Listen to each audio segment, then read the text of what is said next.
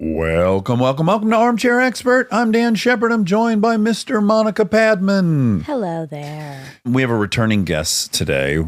Yes, he was early days. And one of my favorites. I Very told him fun. that, and I very much was sincere about that. I found him to be so fun the first time we talked to him, and then equally fun this time. Yes. Jake Johnson. He changed the show fundamentally. Fundamentally, he changed the show. He is an actor, a filmmaker, New Girl, Minx, Spider-Man, Let's Be Cops, Drinking Buddies, the whole thing. He has a new podcast right now that is very, very fun. It's called We're Here to Help with Jake Johnson and Gareth Reynolds. And they're not great at help, which is what makes it. Yeah, they give kind of like, not bad, well, bad advice sort of, but advice that like your uncle would give you. Buddy advice from the bar. Yeah. Yeah. It's fun. It's incredibly entertaining. So please enjoy Jake Johnson. But before you go, I would like to announce the October prompts for Armchair Anonymous. We have 4 coming your way. First one. If you're in the service industry, tell us Service a industry story. nightmare. Yeah. Service industry nightmares. I don't want to limit it to nightmares. It could also be incredible. Someone could have tipped you $10,000 because they won or Craziest Crazy. story from the service industry. the service industry. Yes. This is not an invitation, if you are not in the service industry, to tell us a bad story about service. Correct. This is from a service provider. Yeah. Like AT&T or Verizon or Or T-Mobile. a server at a restaurant. Comcast, yes. Okay. Number 2, crazy teacher or principal stories. Mm-hmm. Again, you're the teacher or the principal. You're not Yes. the student. That would be crazy student stories. That's right. These are very confusing. Story about a real life encounter with Dax or Monica that you think is crazy. Yes. This is very scary. I want to say this was Dax your is idea. really worried. But Yes. Yeah, let's give some context. My assumption is that these stories are going to be mostly from people who we know who want to tell a funny story about us. Oh, right. Okay? And But then for the what was my audience. hunch? Well, for the audience, then they get to hear funny stories about us that we might not tell on our own. Okay, right. Okay? And you're worried that this is going to get you canceled. I think it might be someone I made love to, Mike. Which is, I guess, fine. No, Well, let's listen to that. I mean, we probably won't pick If it you. was I'm sorry. No, I Okay. still don't think we need to sit through that. So I don't think that's going to get picked. I'm warning now. Okay, regardless, story about Dax or Monica from real life. Who do you hope writes in? Aaron? Oh, man. No, I'd rather hear like a blast from the past. Yeah, me too. Like Like old a high teacher. school. Yeah, teacher, high school. Oh my God, do you think my hot teacher will call? By the way, this could combine 2 things. Like, I could be someone's nightmare service experience. I could be a principal's Oh my God, nightmare. It's true. Well, yours could be the teacher story. Oh, hot for teacher. This is a long intro. Okay, number 4. An extremely generous act of hospitality that you received. Again, just for context, this was a prompt that someone suggested after I told the Boston airport story where we were taken in by strangers and shown great hospitality. So if you have a story like that where you were really fucked and then someone showed you an extreme generous act of hospitality, Please share. please share. Longest prompts ever. Love Please it. enjoy Jake Johnson. He's an armchair expert. He's an armchair expert. He's an armchair expert. Do you recall this? I'm putting it all together. I'm having memories. Sense memories are Yeah, going back. yeah. It was a while ago. It was a very long time ago. You're for sure one of my favorite guests we've ever had. Oh, thanks. I weirdly thought optimistically somehow that one thing would have led to like some regular check-ins. Like that's how much I enjoyed Me it. too. Okay, I good. did. Well, I had a really funny thing about you because I didn't know what this was. You guys were kind of first in my eyes in the podcast world. And I think it was Spider-Man And I was just doing press, and they said, like, do you want to go to Dax's house and talk to Dax? And I told you, I've been a fan. So I was like, Which is hard to believe, but yes. And I was like, sure, we'll just do bits. Yeah. And then we sit down, and I was not prepared for the tone. Yeah, was like- vulnerability forward. We I did a literally- lot of dad stuff, right? We 'Cause we have car walked in, salesman we dads. walked in and you go, we have something in common. And I thought you were going to do like a silly voice. And you were like, our dads were, and I was like, oh, homeboy's doing his research. He's Yeah. taking this shit seriously. And he's really interested in the childhood trauma. Wasn't he a groundling or something? What was Exactly. his background's in comedy, isn't it? It was a wake up call to what you guys were doing. And obviously you guys have proven it, but you guys had started a path that is now becoming a thing. But for me Well- in 2018, I didn't see it. Right. Yeah. I was like, we're up in his garage. What fun. When you're talking about like lifting weights in your garage, I have a gym in my garage. Oh, you got to. I thought this was like Midwest shit. Like, Yes. yeah, we're going to hang out, do some bits, and maybe you'll half and release half. it. That'd be Yeah, cool. maybe not. Who knows? Let's see. knows? Maybe we'll forget we even released them. Before we get too far, I do owe a big thank you to you. We bring it up a lot on this show, but it's very important that I say it to you. Ooh. You're the reason that this seating arrangement is the way this seating arrangement is. You probably don't remember this, but I obviously do. I used to sit there. I do remember, and it was a lot of this. Exactly. And you said in the middle of the interview, I don't like this. I can't see her. Can Oh, we yeah. rearrange this? And so we did. We must have pulled up that chair or something. It was your episode. Interesting. Why do I remember that you've said that about someone else too? No, only you. Only you. No, I'm not saying that to throw you under the By bus. the way, even if you do, it feels good. I'm 100% with you. Maybe it was someone promise. who said, "Why aren't you in the picture?" Some other person. Mike Sure. was the first one that was like, hey, get in the picture. It would be you and Mike, of course. Yeah. But A couple of good guys. Well, Good- Hollywood good but I'll boys. tell you where that comes from, just in terms of our business. I had been in a lot of pitches, especially when I was coming up, and you would notice certain executives wouldn't look at you. I don't know if you've ever had that, but if you're with Sure. like a heavy hitter, Yeah. and you're like, I'm fucking excited about them too. But we came up with this, like, that's a legit friend. Like, I get it. We're all excited, blanks in the room. Yeah. And then some executives are looking around, and I would be in the middle of like my section of the pitch where I'm like, well, if you like the Jerry character, let me tell you about Bob. And I'm like, how about a little eye contact? And I would be like, motherfucker, that's brutal. No, but it changed the whole vibe of the show, Oh, I think. And I good. really credit really you. And thank did. you for that, really. Oh, yeah, cool. Yeah, first of all, it was just very cool of you, but also it made clear one of the debates we were having because we would go like, well, why does some guest pretend Monica's not even there? Is it a female Is thing? it misogyny? Is it my status because they know who I am first? All this debate about it, and we never thought, well, just it's logistically impossible to look Amazing. at both of us. It's sad when it's simple. Yeah, I know. Because I know when I came here, I was like, yeah, I'm going to come and talk to Dan. And I was like, okay, cool. This is a Yeah. whole thing. I remember thinking, this is tricky because I'm icing you out. But I don't mean to, but this, especially with like my body type, when your body pairs, you don't want to be like, Hold on. and homie's taking photos and you're like, no, I'm going forward. Yeah.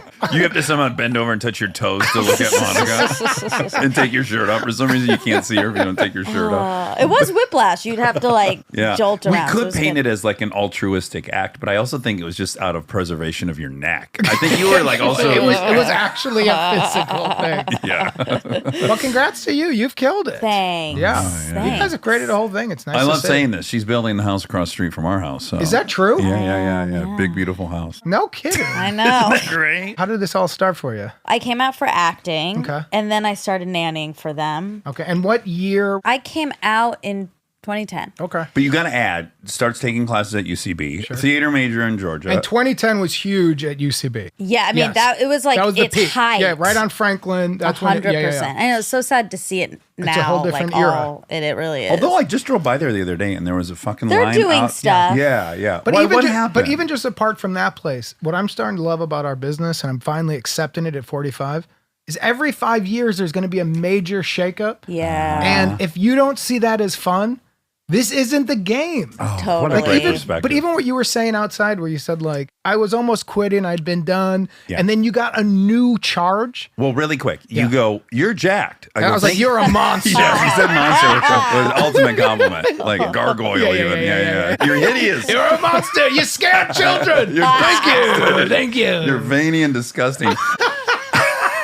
I go, well, yeah, I work out and I bang testosterone. You go, you're on testosterone. I go, yeah, I've been on it for 6 years. And then I said, one of the things that was good about it is I was retiring. And then it made me hungry to like start this with you and start acting kind of too much. And then I enjoyed it. But those dips, I had that in the pandemic. When it first started, I thought, oh, thank fucking God I'm done. Right. You go like, Easy out. Easy out. What a weird game we all got into. They mercied us. Yeah, like, but now it's over. Yeah. Like it's really fun. You love it. Now deep down, you're like, what a fucking nightmare. This has to end. yes. And then when Yeah. you see an out, you go, this isn't even quitting. I'm not a quitter. Right. I've just naturally gotten 50 pounds fatter and like moved somewhere else. Shaved your head in the Shaved middle my- of it. I did shave it in the middle of the pandemic. Yeah, I just saw a photo of it. Yeah. It's incredible. But then there's like a turn and something kicks in and you go like, all right, I guess I'm going to try to adjust with the times. I guess I'm going to play. Yes. And then something kicks in or it doesn't, but you go like, I guess I'm still fired up. Yeah. And do you think that's generally, are you brought back online by seeing something or just it strikes you? The chess of this whole business, the gamemanship of it, the like staying up late and thinking, the strategizing, Yes. the like, oh, I'm doing this. What if I did that? And then failing feels really good for me. Like I hate it, but I love it. I'm a gambler. So I realized deep down the reason I stopped going to casinos is I'm not playing poker to win. I'm playing until I hit a moment that it's 4 a.m. and I have no chips. And I go like, tens? Yeah. Oh, you're fucking. And then I'm like, I'm in a hoodie. I'm 41. It's Tuesday. Yeah, I'm at Commerce. That's where the moment hit me. And I'm sitting at now an empty table regrouping. Oh, it's this feeling I like. That feeling of like, fuck, now if I'm going to grind back, how do I do it? That's what I like. You know, my old man had a thing. He was talking about business and he goes, no matter how successful you get, when I look back, I look at the drive up as the best years of my life. And the beauty of our business is every sandcastle we build Yeah. gets knocked down in a couple of years. That's Yes. true. Even if it was enormous, it just cares? fades into memory. And then once it fades, when people are like, oh, that was great. What'd you do that 30 years ago? You're like, 6 months, homie. Still, Yeah. When you get tired, for me, I'm like, I think I'm done. And then something happens where I'm like, all right, I'll try to build another sandcastle. I guess it's fun. Yeah, that is so true. And I too love the kind of strategizing. And you are just like this one man business, right? You're just like, you're the product, right? And you're like, how am I going to revamp this thing? And then you'll feel when like the town's not excited about you. Oh, yeah. And then you'll yeah. feel when the town is. And when you realize that doesn't do anything for your inner feelings. I saw that Taylor Swift doc. She's a killer. Oh, God. Early on in it, she was saying how the crowd telling her she was good meant a lot to her. Yeah. Yeah. I wish I had more of that. Because you're like, if that's your validation and it's filling you up, you're going to keep going better and better and better. Yes. And so I don't really have that thing.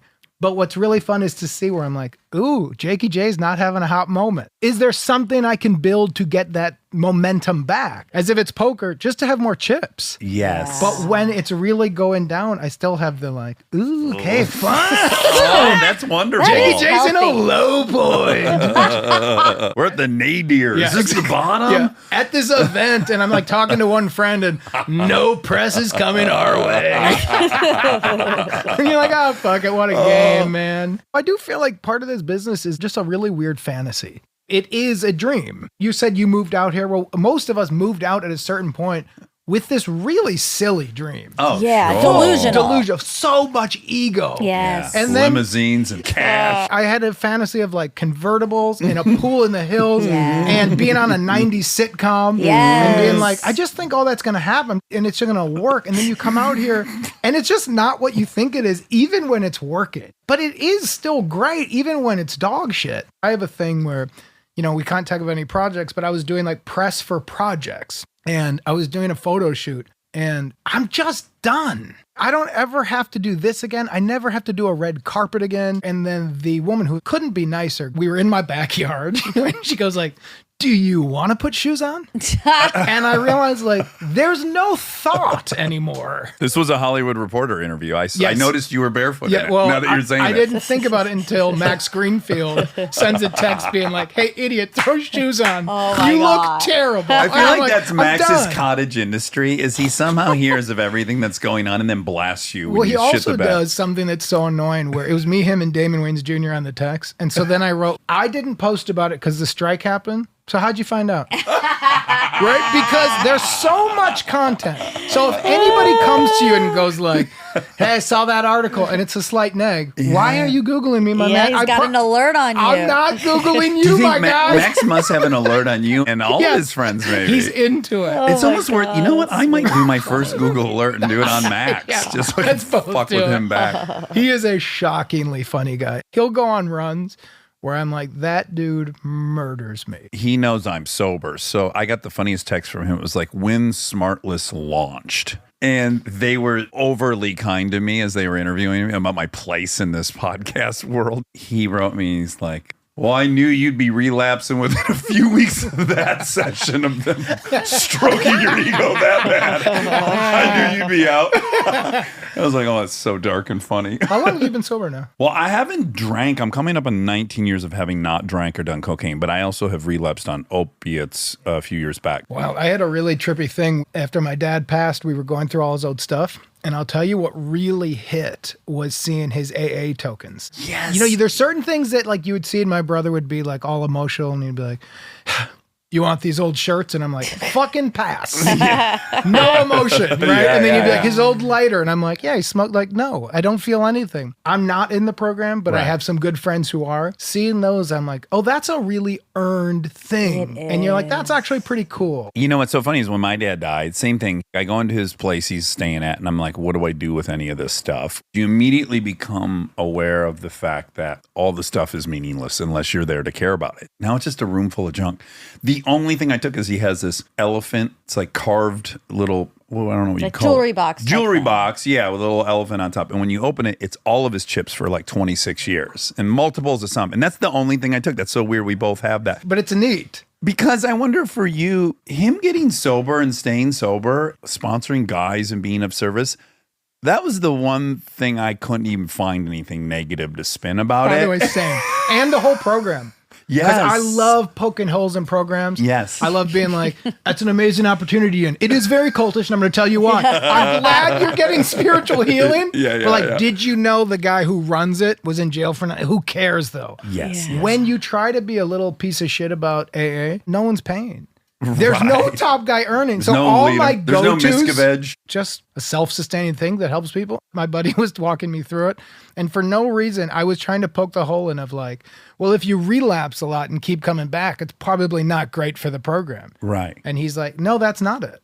He's like, of course you can come back. We're here to try to help you. And I'm like, well, then they must not be taking it. And he's like, you're seeing it all wrong. And I'm like, I really am. I'm just being a piece of shit Grasping at for straws. no reason. Like, my there's God. no value in Well, this. no, there's a very clear reason. It's a group that you're not in. Yeah, so yeah. naturally you have to debase it because Yeah. if it were of any value, you'd be in it. It's like the reverse Groucho Marx statement.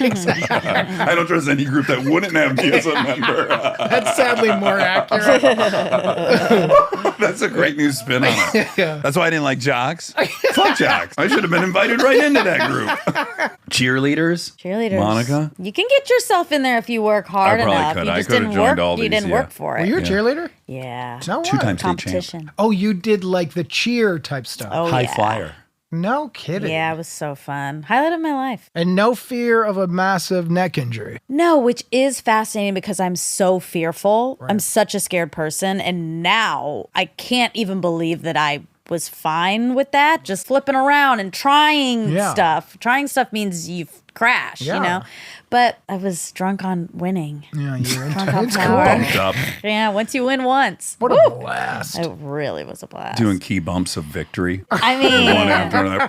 that is a good drug. It is fun. Going back to what we were talking about the game, I got into jiu-jitsu in the last 8 months. Oh, really? What was the gateway to that? Honestly, daughters, and I was Googling self-defense for smaller frames because there is something to be said about if I'm in a bad neighborhood, I do walk around at about 190 pounds and I did wrestle a lot. Yeah. So unless there's a monster coming my way, I don't have a sense of utter panic. Yeah, you get to the ground and you can survive. I started thinking about them growing up, and one of my daughters is just small. They're twins? Twins, Yeah. fraternal. But I'm like, she's never going to be a monster. Well, She might. send her Well, over to her Uncle Dax. They'll get her personality. pumped up on tea. But I started Googling best self-defense for females. I thought it was going to be karate or some striking thing. Handgun. Yeah, well, obviously. Yeah, Lady But Remington. Jiu-jitsu. Yeah. And it's all because you're just using the other person's body. And I was like, oh, that's neat. And so we started doing it together, and then I've kind of got Oh, great. So you do it with your daughter. Yeah. Because Kristen's been doing it with our 10-year-old for 2 years now. Oh, no way. Yeah, with Cecilina Gracie. Oh, no way. She's granddaughter of the... The Gracie Yeah, clan. yeah. And how are they liking it? They fucking love it. And because it's a woman Yeah. teaching They have a all female little too. girls, Yeah. Kristen and 2 other moms and their 2 daughters. So it's 6, and they go every Monday to a friend's house and they train there. Cool. But your homework is using your voice. So you got to come in next week and talk about how you're going to use your voice. Oh, no, thank you. I'd rather have a handshake. Things to help you navigate all the weirdo dudes in the world that are going to try to put their hand up your ass when you're taking a photo. Honestly, it's cool stuff. It is. It really is. It's really neat. Do your daughter love it? They do. It's rough. So we wrestle a lot. And then there's just moments where a knee will come across and graze the face. You get hurt. They'll kind of give me a look, and I'm pretending that they're not 4, which is what your feelings are. And I'll just be like, that's why we're here. That's the good stuff. But I'm like, I think if you push past, it's like when you go to cheerleading, you go Yeah. well, you try something new, it hurts. Yeah. But when you land that motherfucker, Oh it my feels God, good. Yes. Also, I've been noticing so clearly that when my daughters get hurt doing something they want to do, Right. they don't give a flying Yeah, fuck. that's exactly right. When you get hurt doing something you didn't want to do, you Yeah. hate it and it hurts.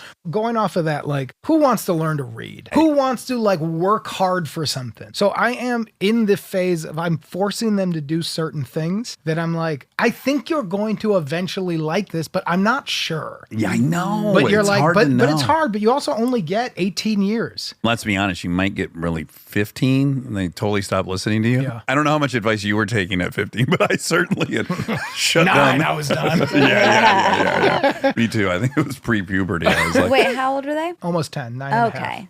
That's So a great they're right age. there. if I go Yeah. back to drinking, what we should do is get drunk one night Done, and have done. our daughters fucking roll. It's a cage match in the backyard That for on our it. amusement. What a blast. That would be a very 80s Midwest. If we had 2 boys, we'd have them and they both box. We would Yeah. certainly do that Let's for our just amusement. see what your moves are. And But you're- also the confidence. Lincoln said it multiple times. I do jujitsu, so Yeah. I'm good. She's been going on walks and stuff all around the neighborhood, and are you scared? Well, no, I know jujitsu. Yeah. And it's It just matters. it does. It and matters. it's good to have that confidence. I By think the that way- reads. Yes, agreed. That's the game anyways. You've walked down a lot of streets. I've bought crack in a lot of neighborhoods. Blackout. And it's this episode brought to you by No, but it's Yeah, true. yeah. And you don't have to win. You just have to send the signal that I'm confident and you'll have your hands full. There's probably There's going to be an easier target. Literally, that's all you're That's doing. it. The same reason you get a dog. You could break in. This fucking annoying 4-legged thing is barking. Yeah. Nobody's barking across the street. It's just a problem you don't need. Yeah, it's another variable. I do want to ask you about, because in that article where you were barefoot, you've built yourself by hand an 8x12 cabin in your backyard. Yeah. Tell me from start to finish, did you just draw the plans yourself? Where'd you get this idea and how'd it turn out? I grew up always my mother had junk shops. So we were always in different shops around the city. We would get old furniture and fix it up. It was always my job to deliver it. Some funky furniture. And then we would hire random homeless guys in Chicago, and that would be my group. Okay. And we would deliver together. And at 15, what a blast. Yeah. Sure. Some of the hardest funny people I've ever met are in the back of my mom's old truck. They go can Eve hear us? And I'll be like, feel free to go. You're in a safe space. Please let it rip, my man. But it was always building, it was always making. And the part of this business, I directed a movie this last year. I've been going through a lot of that. It's so much goddamn work. And in the end, the thing you have, it's not physical, even though it's film. I don't feel the way others feel of like, it's just like a memory for other people's experiences. Yeah. And you work on set, you're doing 10 hours a day, 12 hours, you're really grinding. And then it just kind of comes and goes. And it doesn't feel like a physical accomplishment. There's something about it from growing up doing what I did where it was the physical thing. That was something I was really missing. I hated doing manual labor, but I really liked doing manual labor because you were part of a group.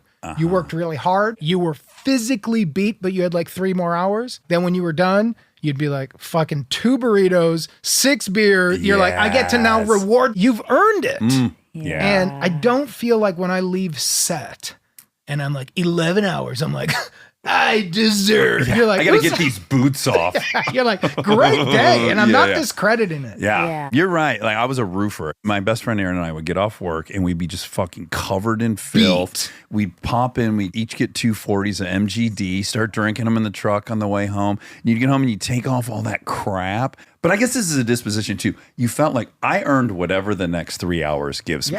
Guilt free. And now that I'm 45, that's not partying the way I used to party. Even if it's just, I'm just going to sit and watch television. Yes. You're like, well, I need to do this because tomorrow I'm back in the sun doing blank. I don't have that if I'm like, I did a Zoom editing session for 10 hours with like a super sweet guy who I like. And then we got some really intense notes from the studio. We got pretty pessimistic for about 90 minutes, but we pushed through it. And then I'm it. like, man, we have a really nice relationship. I think this is a friend for life. And that executive I don't love, but I see what they see. I'm not like, I deserve a nice chill night. The night goes on for me. Then I'm up in the middle of the night watching dailies, or if it's right, you're back to work. And I really wanted something where there was a mission, there was a job. How like nebulous is finishing a movie or a script? You could choose to never, ever be done. Well, that was the big thing I've learned with mine is that I'm not done with it. We just ran out of time. Yes. You know, I was like, can I do more? And, you know, the game was like, ha ha. And I'm like, I'm saying it in a playful tone, but we all know what we've profited. I will go backwards financially. A movie's good after a year and a half. Imagine it in 3 years. Yeah. In 10 years, I might win an award for this fucking thing. There's a great story, and it sucks because I've forgotten all the players in it, and I only know half the title, but I do know there's a very famous director. I think his movie was Sunset Boulevard or something. Does that ring a bell? The name does, yeah. It's like one of these very famous 40s movies or whatever. It's in one of these books I read. And then the person telling the story got a call from this director who's now in his 80s or something. I need you to come over. He gets there and he's like, yeah, what is it? And he's like, come downstairs. I've just finished the perfect edit. He had been working on Sunset Boulevard 30 years after it came, and he finally in his mind got it. That is it. And that doesn't feel great always. No, it's torture. There's no closure. But guess what? Like, that's what we all signed up for. That's the game. And earlier when I was saying, wouldn't it be nice to be done? It's done with that internal thing. You go like, I fucking left some shit on the table, and I know I did. It's probably because I'm not talented enough yet, but I might be. Yeah. Just give me a little bit more time, and I don't have that with like the cabin. My daughter and I just built a pavilion, her and I. That's why I'm so interested in this thing. Yeah, because she got the buzz that you could never explain. Like, we had been working on it all fucking day long. And by the time we were done, we had the walls up and the roof. We walked away. There was still stuff to do. For the next 3 hours, she was like in such a great mood. And I go, do you feel that? You got to focus. You got to be busy. And time's traveling in this wonderful way. 100%. To be ridiculous, it's a meditation. You don't go like, well, there's going to be a 240 screws. You just start. Yes. It happened pre-pandemic. I wanted to rip and dip. God bless you.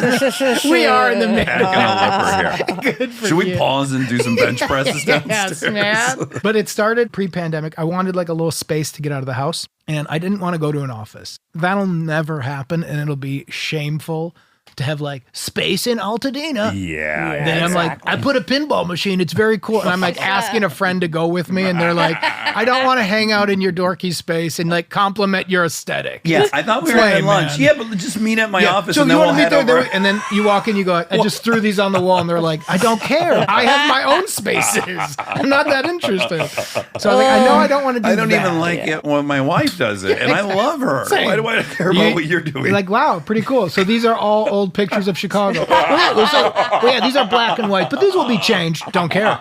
You see it in people's eyes as you're doing yours. And I'm like, I know you don't care, but for some reason, I got another 3 minutes. I got to finish. So here's what's cool about these floors. And your friends just go like, oh, yeah, neat. There you go. It's still on it. But so I wanted to put one in my backyard, and this was during the tiny house craze, which is not a craze I think is cool. I've never gotten it. I don't understand why you'd want to live in a tiny little space. But there was so much out there for the 8 to 12 size place. I just drew up on a piece of paper, laminated it, and then went to YouTube and had YouTube teach each phase. What? Yes. And I realized I've got pretty bad dyslexia.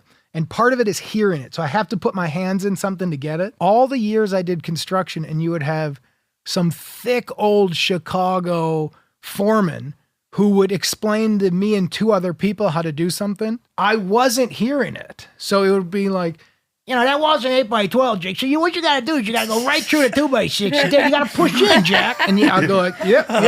And then cracking jokes because you're not getting it. Yes. Then your work is shitty. So you have to crack a joke of why your work is bad because you don't want to go, my work is bad. I think I have a learning challenge. I didn't understand one thing you said. And you I'm don't lost. have that. So you're making eye contact with me and going like, hey, shit for range. I said 2x6. And you're like, gone. I'm fucking gone. Some guy on YouTube would explain it, and then in the middle of it, my brain would go to Garbage Town, and I would go, let's play it back!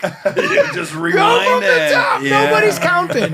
And it just turned out to be like such a blast. How long did it Yeah. take you? Probably about 8 months. It was probably like a 3-month job, but there was a lot of screw-ups, a lot of mistakes. How many trips to Home Depot? That's the best. Ganal lumber. Oh, that's your spot. Well, during the pandemic when it hit and everything shut down, I was like 2 months in. Oh, boy. I could still go get lumber. Good hack. Yeah, I got a game. And then when you're in it, never wears off, right? Well, I'm still always working on it. The fun game of it is you look at a wall and you go like, you know, it could be neat here. So it is like doing a movie. Well, you get to It's keep exactly evolving. like that. And We now, turn it into a tiny house. yeah, my wife and I, if we're going to have a date night, there's the fantasy when you watch TV or if you're not an actor, you're not recognized at all of what that date night is. If she and I go out to a restaurant, it's just not the same intimacy as we expect. It's still a fun night, but it's not what it was when we first Rekindling. started dating Yeah. because other people are part of our experience. And so those nights are fun. And my kids have made it very clear they actually like when I get recognized. Oh, great. Yeah. So I don't have any of that like sensitivity about it. But my wife and I have started to do if like the kids are out, we'll order in and go to that cabin and have a date in there because she never goes in there. Of course. So she's only in there on those nights. And so then I get to like curate it. You get music, you get the food for the, That's right? And so cute. that's what it's turned into that. I want to be married. Do you? Doesn't this sound very so romantic. Yes. If you were there, this wouldn't be the tone. Remember the whole thing about the posters on the wall? Yeah. She's my friend I'm talking about. Stay tuned for more Armchair Expert, if you dare.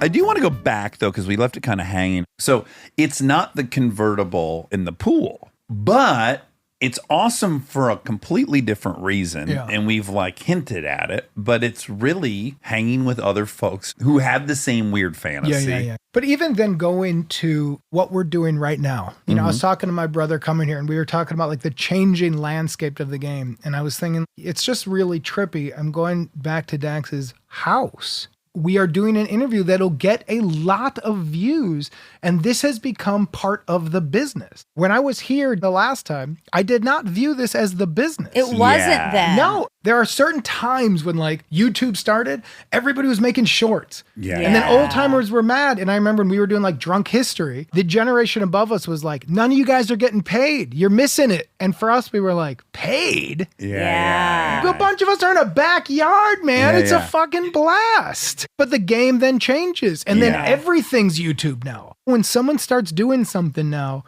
5-10 years ago, I might have viewed it as more like, whatever. Now I'm like, you might enter a knows? 10-year period. It's really tempting to think you were a part of an era that ended. For instance, I was lucky enough, you were lucky enough, I did studio comedies. Totally. You could go like, oh, well, there's no comedies anymore. And I'm so destroyed by that and that I'll never get to do that again. It's easy to get stuck there. There is no version where you're going to go do 24 episodes of network television again, but something really rad that other people will miss. I loved that era comedy. Yeah. Idiocracy, by the way, I saw a great thing about it where they were talking about the costume designer. Oh, in the Crocs? Yes. Oh, wait, what? If Tell this is real, it's the best. I think it's Okay. real. I know that when we all looked at those, we were like, oh my God, what did it cost to invent these stupid...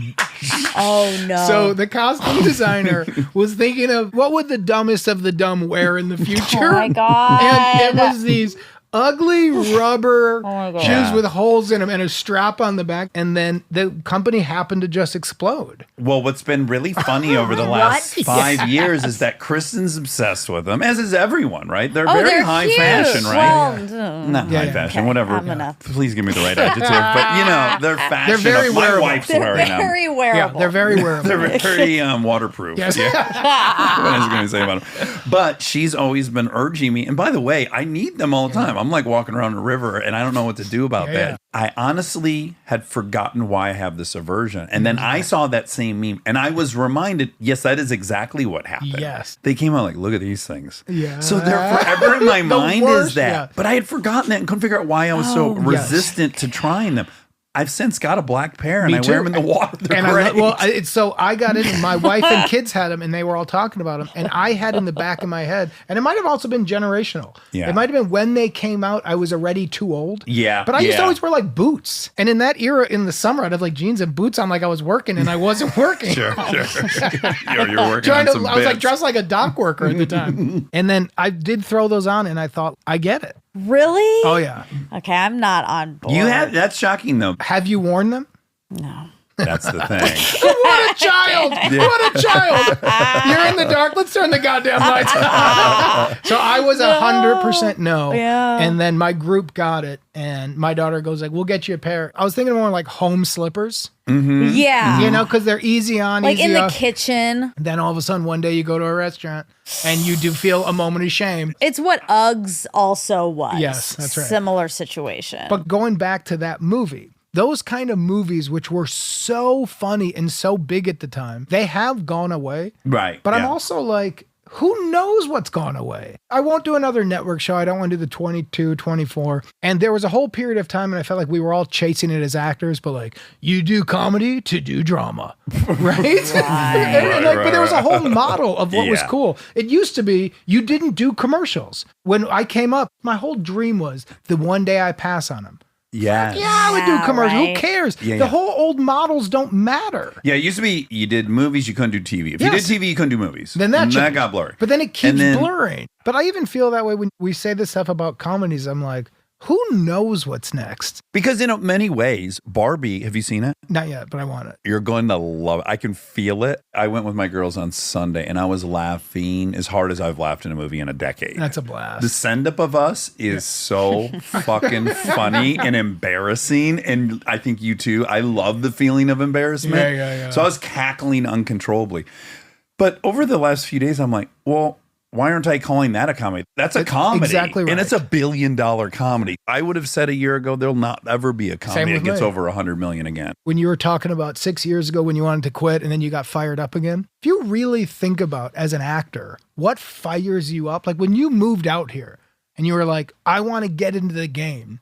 What is it you wanted to do? And I'm like, bits. Yes. That's it. Yes, I wanted yeah. to be in a room with people who I find really funny. Who want to laugh their way through this tragedy And that is yes, human life. That is, and I want people watching it to laugh. Yeah. And I didn't go to acting school. I don't care.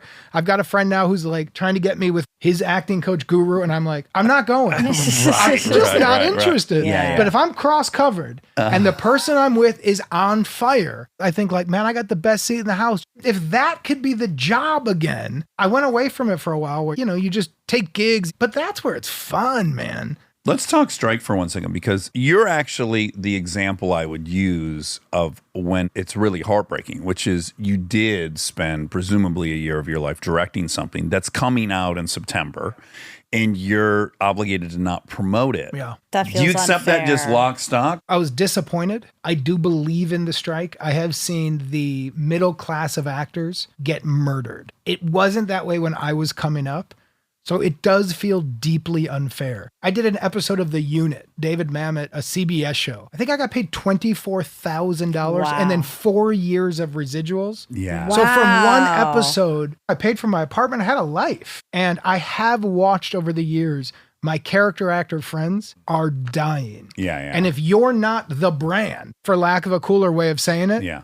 1 and 2 on call sheets are getting Your paid name's not still. above the title of the Yes, thing. but you're getting paid still. Then I'm looking down, when I'm talking to people who are deeper on that call sheet and hearing their numbers, I'm like, that's fucking garbage. Yeah, You it can't is. live. And so I am disappointed I don't get to promote it, but I also have a thing, and maybe I'm wrong on this, but I was doing press for this before, and they said, like, do you feel more pressure on this than others? And what I really feel is each individual project, you feel like it really matters when you're in it, but it's all a novel. And as long as I'm allowed in this game, it started with some stuff in like 2005, and it's hopefully going to end in X amount of more years. And this is just part of it. Those who are going to find it are going to find it. Yeah. It's not an opening weekend movie. It's not like Oppenheimer, Barbie, my movie. And so the way people find these things are someone's going to talk to somebody and it's going to spread, and it will have a life. It's something I'm really proud of. I got hit in the face with that news. And then I thought, like, well, that's the game, man. That's so That's healthy. so healthy. Yeah. I also read you say that the wins and the losses, they used to be kind of separated. They were wins and losses. And now they're just kind of one blob of a thing, right? Yeah. Now I look back and I look at the whole experience, and it's just like a nice mid-level. You average the whole thing out, and it's like we're above 51%, and I can live with that. But I also have a thing in terms of the wins losses. When you're in it, it's really confusing. So I did a show on ABC called Stumptown. It was a procedural. Kobe Smulders was the lead. Michael Ealy was in it. A guy named Cole was in it. It was just a really fun cast. We got along great. And this show came out, pandemic hit, went away, whatever. A net loss if you're an investor and you invested in the pilot of Stumptown, which we all did. You know, we got paid for 2 seasons, but it lost. Michael Ealy's wife reached out about making a little video for his birthday and was talking about his reaction when he and I text and how much fun he had on set. And I remembered how many laughs I had with that fucking guy, how great Kobe was as a lead, and being like, oh, she is a fucking dream. And I'm like, no, that's a net win. Yeah. I really liked those people. The material I liked. I wasn't like, this is my dream thing, but even this movie. It's not a year of your life you want back. No, but also you make these projects, and I have learned now, some people are going to like them, some people aren't. I could do a bunch of press. Some people are going to like it, some people aren't. That's true. It won't Right. change their reaction. And those to who it. like it, I do have a base. It's not huge, but those people will go like, you kept it weird for us, my man. And I'm like, well, it's what I like. Yeah. Okay, so when you decided, first of all, I didn't know Gareth Reynolds. Yeah. Gareth is your co-host on We're Here to Help. So you have a podcast now Yes. with Gareth, who wrote on Arrested Development and Flake Yeah. and Hoops. Okay, but you guys met. Gareth was a guy I met in 2004. Okay. We were both improvisers, and he's truly, and I say this as a guy we've maintained friendships throughout. He's one of the dumbest guys I've ever met. But in terms of being like a great friend. Yes, Like okay. we used to call him option 1, and that is because he always says yes to the first option. And so like as a friend, it's really lovely. Oh my Yeah. God, that's great. You'd be like, all right, so you guys want to eat? And somebody will go, yeah. And I'll go, I mean, I got a box of cereal here. He goes, I love cereal. And you're like, let me finish. I didn't even finish. And so he had gotten into the podcast world for years. He does a thing called The Dollar. That's big. It's how he's been making his money for years. He's been talking to me about doing a podcast for a while. I've always seen the podcast world as something other. That's not It's what very I do. foreign to you. Yeah. And I learned it when I came here the first time. I was like, oh, motherfucker's doing his homework. I mean, you have a sheet of paper ahead of you. Yeah, but it's just my credit. But I mean that as it's a mirror. I got to keep myself confident. piece of paper.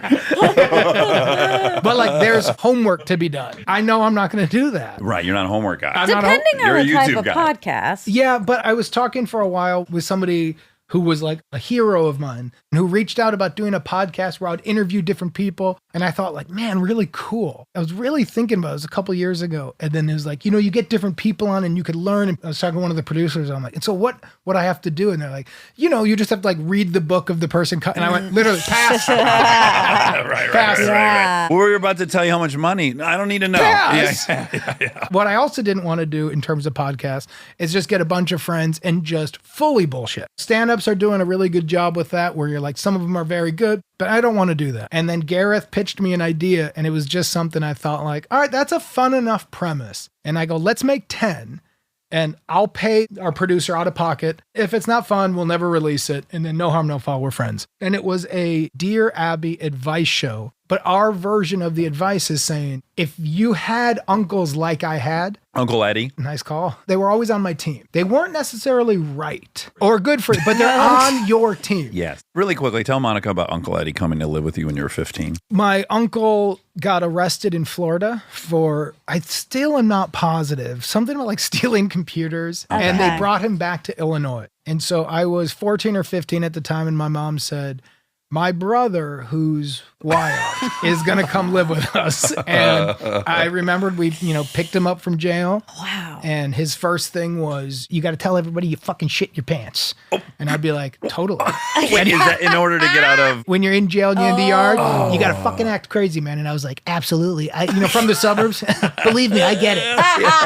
When I'm at my very good public school, I will pretend to have shit in my pants too. But then Eddie came back, lived with us for a year. That was still when I wasn't close to my dad, so I was really craving that thing. And he used to make neon signs and would sell them around Chicago. He would walk into a shop. He was a hell of a salesman. Yeah. And he would go like, you got a fucking beautiful fucking shop here, man, but you don't have advertising. Let me do it.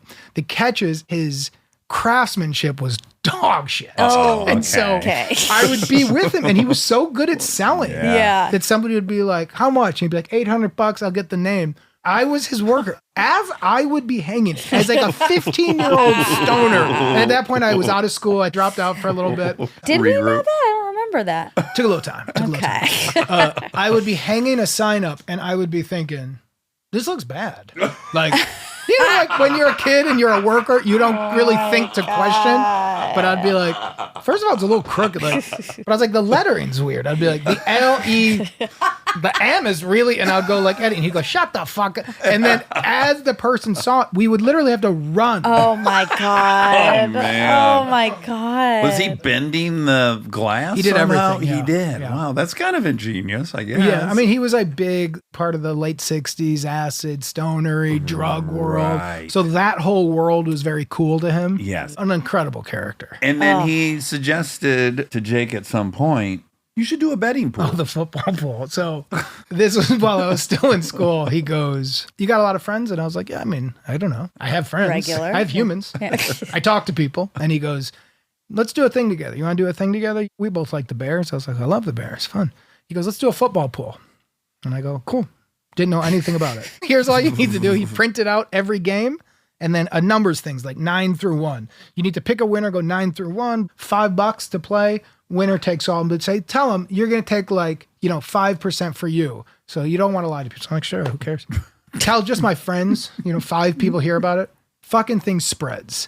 So random people are coming up to me going, can I get one of those sheets? At school. At school. Okay. So people are coming to me with their name, their sheet, and $5, and it's happening fast. Are you getting nervous as it starts? No. You're not. You feel great about it. There's a part of my brain that's just utter dog shit. Yeah. I could say this affectionately, but I know you can relate. Oh, yeah. There are Absolutely. moments I've been in where people are I've like, been a criminal many times. And they're like, did you not see the red flags? And I'm like, I swear to God, no. Looking back, I can rewrite it. At the time, I was like, no. Also, I had a story about myself, which is like, I didn't have what I deserved. Yeah. Like, I grew up broke and I deserved more. And if I got it, I didn't really care because I knew it was owed to me. And this is mine now. Yeah. Yes. I think mine was more when your kids are young and they're all in preschool. All the kids are cute. Then you're talking to some parent and you're like, that one's yours? Yeah. And what you want to say is like, I hope they come around. I hope this turns out. I was that. Okay. Where it was like just a fucking blockhead. Okay. So at the end of the week, I have my memories around $600, but I don't know for sure. But a Wow. lot of money.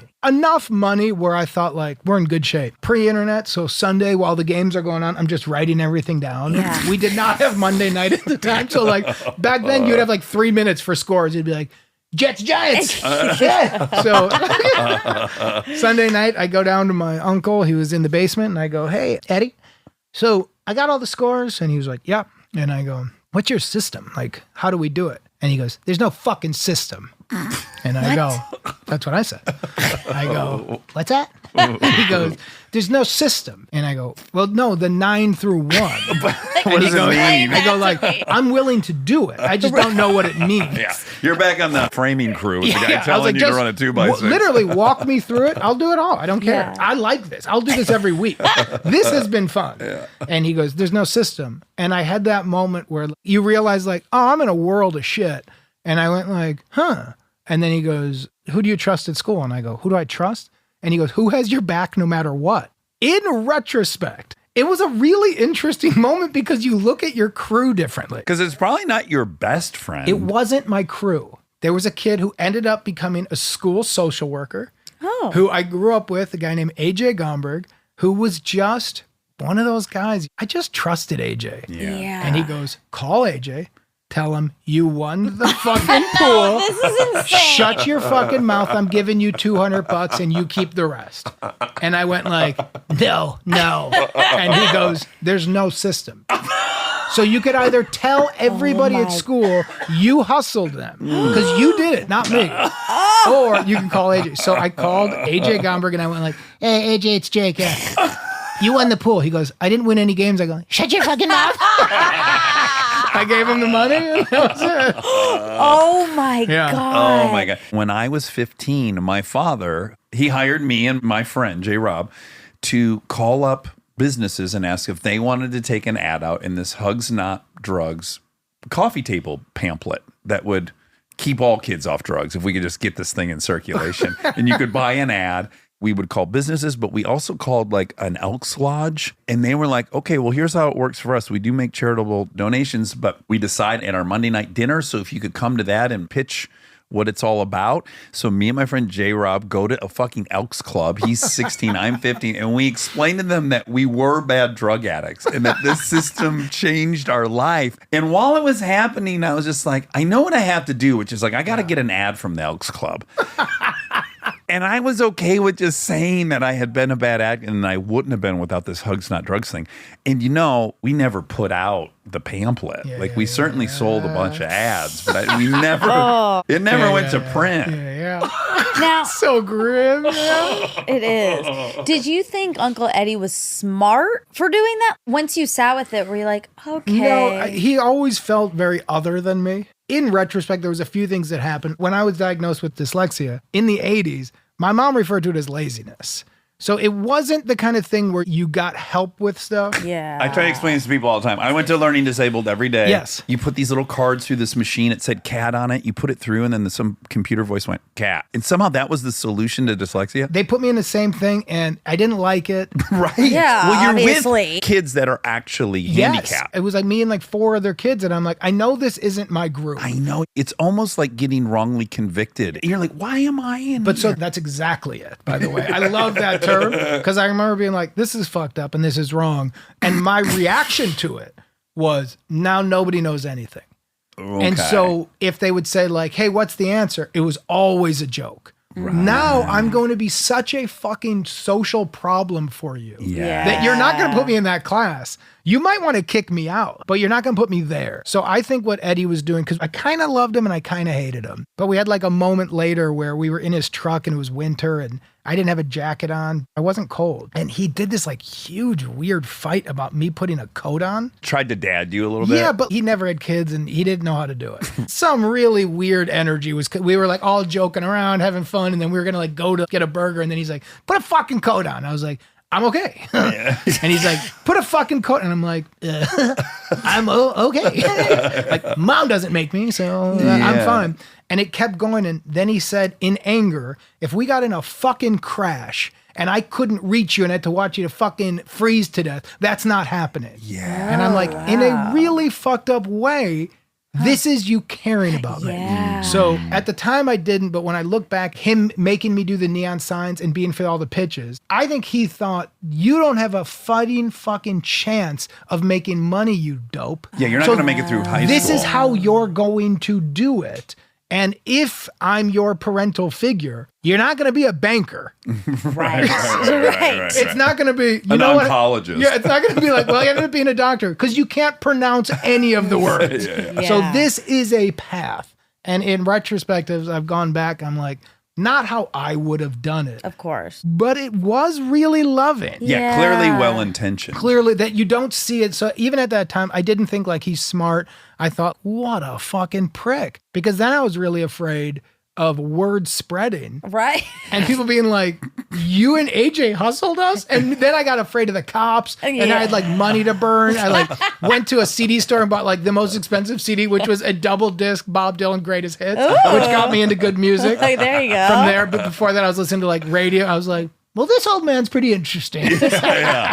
Talk about the butterfly effect. Yeah. He's a character. He passed away years ago, but he's one of those humans that there's certain people who should have a big effect on you and they have none. Major characters that you think like, even their vibe to you is like, this is a big relationship. And I'm like, you're not penetrating at all. And I wish you were because you're very positive, you're very smart, but you just mean nothing to me. Yeah. Those figures, when they materialized in my life, in truth, I just didn't feel worthy of them or actually good. I felt like you're seeing good in me that's not there. I hear that, but mine would be, even if I would want to get, I'm like, you're just not speaking my language. Right. And I'll still see people where I'm like, you're a great influence. That's a good human. And I'm like, Not for me. Yeah, it's well, not, for and not me- even negative. Yeah, just not for me. For me, I just would always immediately feel guilty. I'm not going to live up to this thing. I know I want to run with the wolves a little bit, and I'm going to disappoint you, and I'm not as good as you think I am. Yeah, it's interesting. And just this horrendous guilt about that. So you must have had a really crazy time in Hollywood when you started really popping. Because you started popping, and I know we'd mentioned this last time we were here, but you were one of the first of our group. Uh-huh. You rose up. I was auditioning for Punk. Everybody was out here doing that game. And you were an example of like, and now it worked. Yes, so if yes, that's yes. a core feeling, man, that must have been a wild ass era. I will say, though, I had gotten older. I'm mostly talking about like when I was younger. I mean, I don't want to get too dark on you, but just knowing that you were molested and you've not told anyone yet. Something as simple as that at your core. And then some nice benevolent figure that comes across you in high school or a teacher and they're saying, I see you. And I'm like, I'm a vile piece of shit, right? But by the time that happened, I had already been sober once. You had lived a lot. I had done an inventory. I had told people I was molested. I didn't feel shame about it anymore. So some things had allowed me to like myself enough to accept some of that. Yeah, that's neat. But always probably tricky. Yeah, but still, that middle ground was the missing piece for my Yes. narrative. That makes sense. You had gone through shit enough and come out that period wasn't as insane. Yeah. Although tons of distrust Yeah, always. Yeah. You got Still, it. today. Till death. Till death. I'm going to die with some of this shit. That is interesting what you say about it's really interesting what you say about your molestation. Oh, but thank you. I try to keep it fresh. Yeah. I know I talk about Great new it ad spin on it. nauseum, so. we got to revamp it.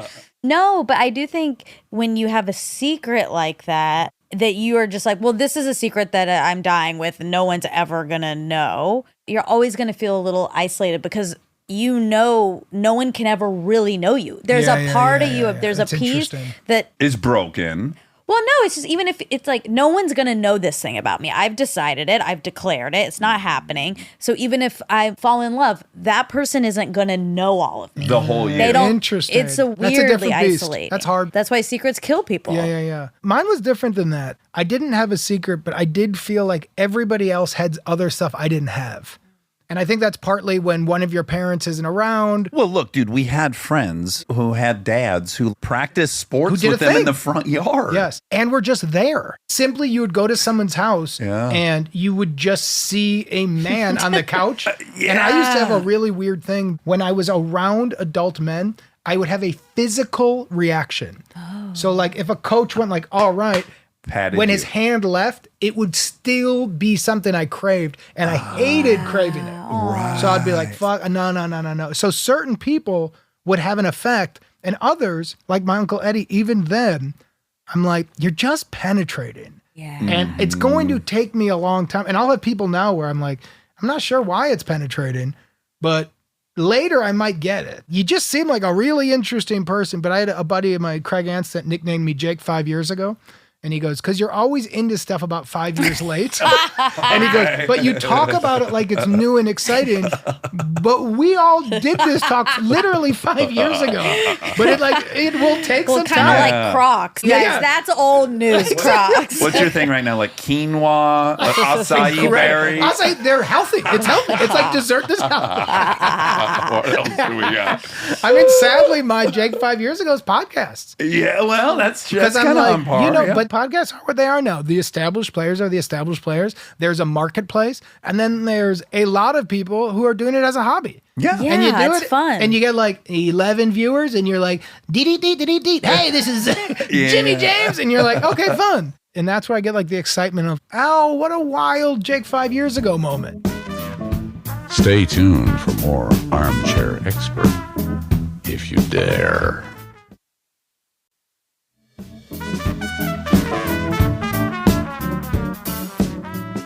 So even when we started, and Monica will remember, I already felt way behind because we weren't by any means Yeah. first. Yeah, yeah, Mark yeah. Maron was Yeah, yeah, there, that's Rogan was there, Anna Faris was there. So I started this process in my head 6 years ago thinking, you're a poser. You already missed the train. We were going to call it the millionth podcast. That's right. Which, by the way, now I just had lunch with our Spotify boss yesterday. Oh. You know how many there are right now? 4 million. 5. Wow. Every time we hear it, it's crazier. Like I had been saying 3 It was million for a 3, while. Yeah. And now it's 5. Oh my God. But well, half do of you- them are ours. So That's true. That's true. Do you have the voice, the shadow that's saying to you, like, you can't do this, you're too late? Yeah, but that was the thing for years. I guess it's already kind of over. And then finally Gareth came to me with this idea, and I said, well, that could be really fun because one of the things I like about doing press is I love a Q&A after a screening. Fucking A. Probably what I do the best. I love it, man. I'm better at that than an actor or a comedian. But it's also really fun. I'm not interested in doing like the fan events where you stand there, you take photos, you do. I'm like, that's no fun for me. But when you're there and someone stands up, people are funny. Oh, absolutely. And when they can let it rip a little bit, Yeah. and you're just in this interaction with somebody, I'm like, well, I really like that. And can I add, Yeah. you make a decision. I'm going to go for it, even though this is in public and it might be being Yes, recorded. exactly And there's right. something very There's exhilarating something about fun that. about it. Where I'm at in my head is, if it doesn't work, the fucking risk is nothing. Yeah. The Yeah, amount true. of money spent. Oh, God. You is couldn't so- shoot so one I'm like, scene. No, and then you go, all right, so let's say we do it for a year and people don't listen. I've got to hang out with my buddy Gareth more in this last stretch of time. And by the way, I do believe, I'm sure there's exceptions, but in general, I think that's the only ones that work. Yeah, you have I to agree. really just want to do it. We had zero illusions of No making idea. money. That was not That's the kind goal. of our game. And I've had the goal of making money. Yeah. I'm a greedy pig. Me too. And I didn't, because it seemed preposterous. Here's my personal hope for it is that we have enough of a base that the random time where Gareth goes, hey man, if you're going to be in Chicago, want to do one at this theater? For sure, you Exactly. I don't know how long we're going to do it. I hope we do it for a while. When Gareth and I, the first time we became buddies, we were at the Rustic Inn. A bunch of improvisers are around. Everyone's hanging. And he and I were similar roles in our groups. must. That could clash. It then. was. So that was the competition. Yeah, like Gareth yeah. and I, we didn't audition for Punked, but we did Wedding Crashers. That was the one that was copying Punked. He got it. I didn't. We were those guys together and we sit down next to each other and we're all drinking. And I turn to him and just say, we should probably pour our own beers on our own heads. With no really thought of the bit of where we're going. And without hesitation, he just pours a beer on his head. Yeah. And I thought like, what an idiot, you know? And then like years later, we bump into each other on a plane. We were both going back to the Midwest. We did the same thing in the back. And I kept being like, his decision making is like so flawed. Yeah, but yeah. like he really makes me laugh. He's a really sweet guy. He's very articulate and smart, though. I think Yeah, the he's way great. you're describing him Yeah. could be a hair misleading. Yeah, 'Cause no, I he's listened a to really the sweet episode guy. and Yeah, he's yeah. actually very articulate and fast thinking. Yeah, he's great. It's no wonder he went into improv. Yes. So then we started doing the calls. And in doing it, I'm like, this is a fun hang. Oh my God, yeah. It is virtually a Q&A after a screen. Oh, yeah. Because in the pilot, this gal Shannon calls up. She's ostensibly calling for advice. We can get into what she's really calling for, whatever, but she's calling for advice and she wants to achieve more nerd clout in her Dungeons and Dragons life. And she does a German accent as her character, Wilhelmina. Genuinely funny hearing you talk about this. Well, right, because it's preposterous, Yeah, because right? it's all. But like even in doing it, it was like, yeah, this was a weird thing we did in our closet. So Monica has a great show with her friend Liz Plank called Synced. Then they kind of give similar advice, but acknowledging we don't know shit and we're fucking up all the time as well. But what I love about yours is it's anything. Yeah. That's Neither so of you have random. any fucking insight on Dungeons and Dragons. What I didn't want to do is I personally don't want to do real advice. So in terms of the uncle advice or the in a bar advice, we really want to thrive in kind of ridiculous. Yeah. Because there are people who could give you real advice, but we don't know you. For example, we've got one that was really fun where there's a woman who's going on a high school reunion and she called and her question was, I have anxiety.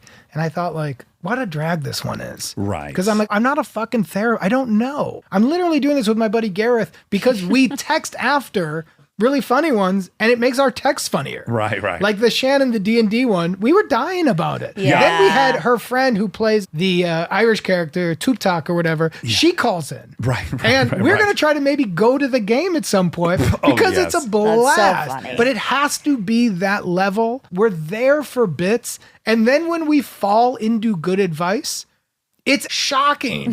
So this woman calls up, she has anxiety, we can't help. I'm literally texting Gareth, we got to wrap this one up. Like, we're not going to This air is this Because a are they mulligan. calling in? They call in, but we tried doing one where we all see each other's faces, Right. and it changes it. Yep. Because when they see us, their vibe is different. 100%. So Gareth and I can see each other, and they call in. Got it. So got it's it. the voice of God thing. You just go like, "Hey, how are you?" And we don't know what that call is going to be. Yeah. So we're discovering Oh, it. wow. Yeah. And I was going to say, there's something production-wise that I love about it because it actually, let me back up. I did want to ask one question that will lead into this observation.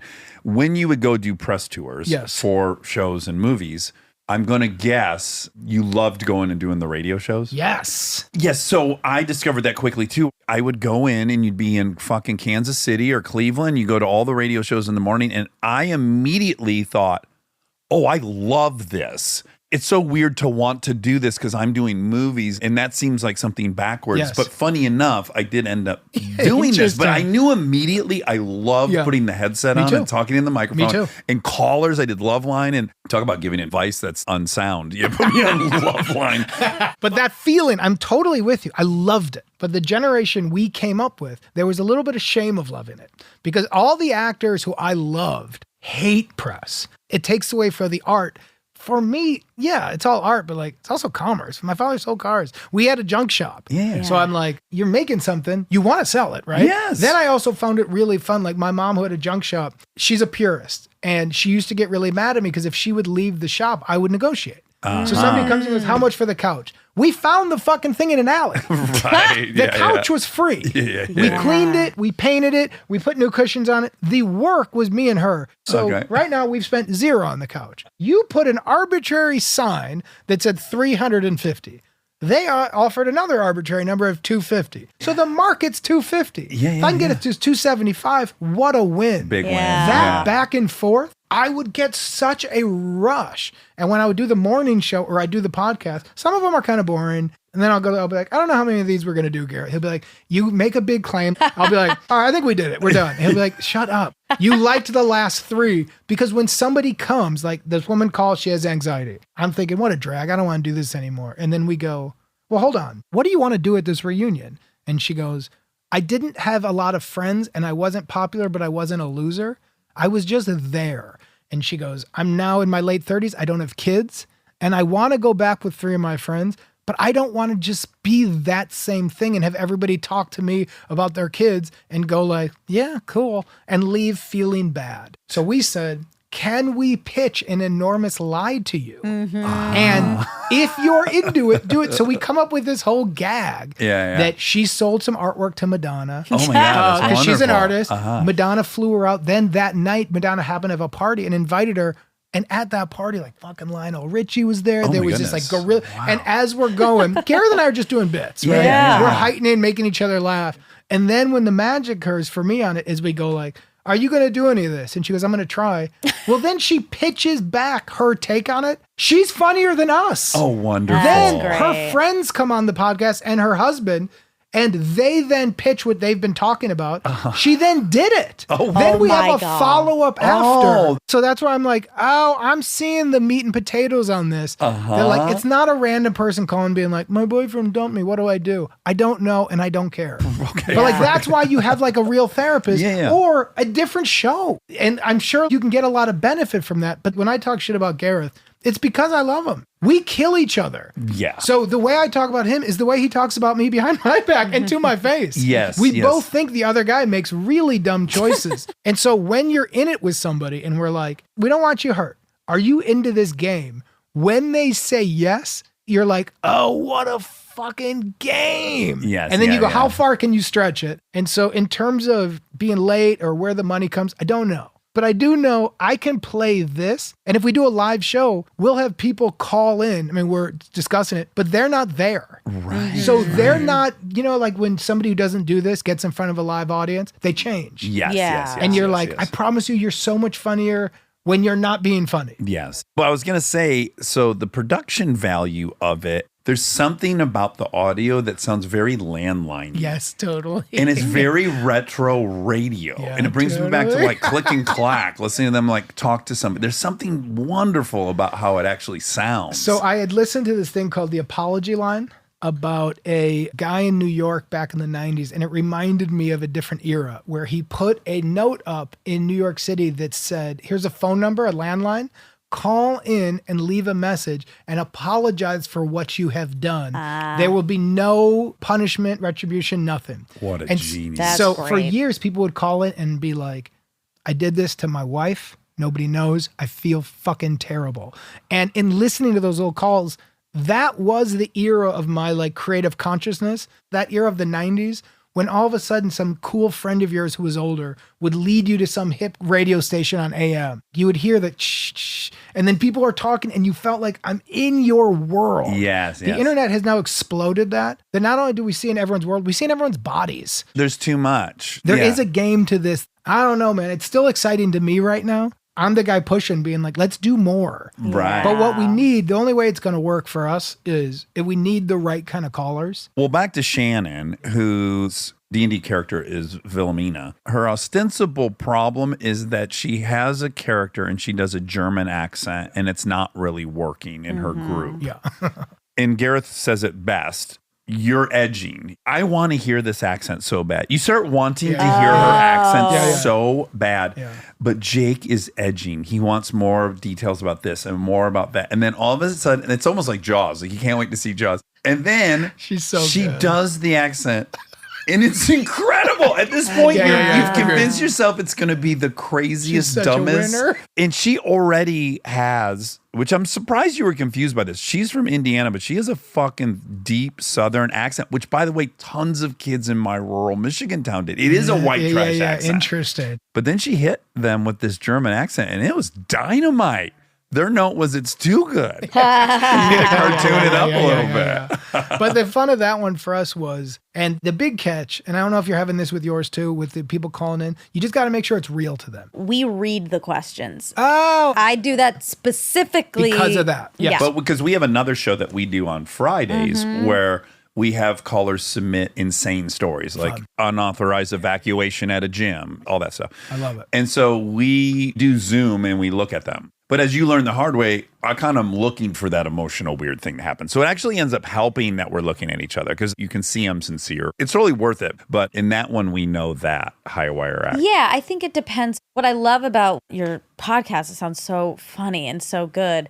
It's so authentic to you. And I think that's what makes podcasts work. Oh, that's because you interesting. can have Yeah. a great premise. You can have whatever. It can be super highly produced. It has to be so authentic to your personality in order for you're it to dead work. right. And I think for us, like we could never do what you're doing. We could never be doing bits. Right. Because Liz and I, we just want to have a question, give our 2 cents, but also just talk wanna for launch. 15 minutes Yeah, about what yeah, this yeah. makes us Marinate think in about. it. Yeah, Exactly. totally. That's what we are good at. So that's what we're going to bring to the table. That's our personalities. It has to just be so you. I totally agree. And I don't say this negatively. Yeah.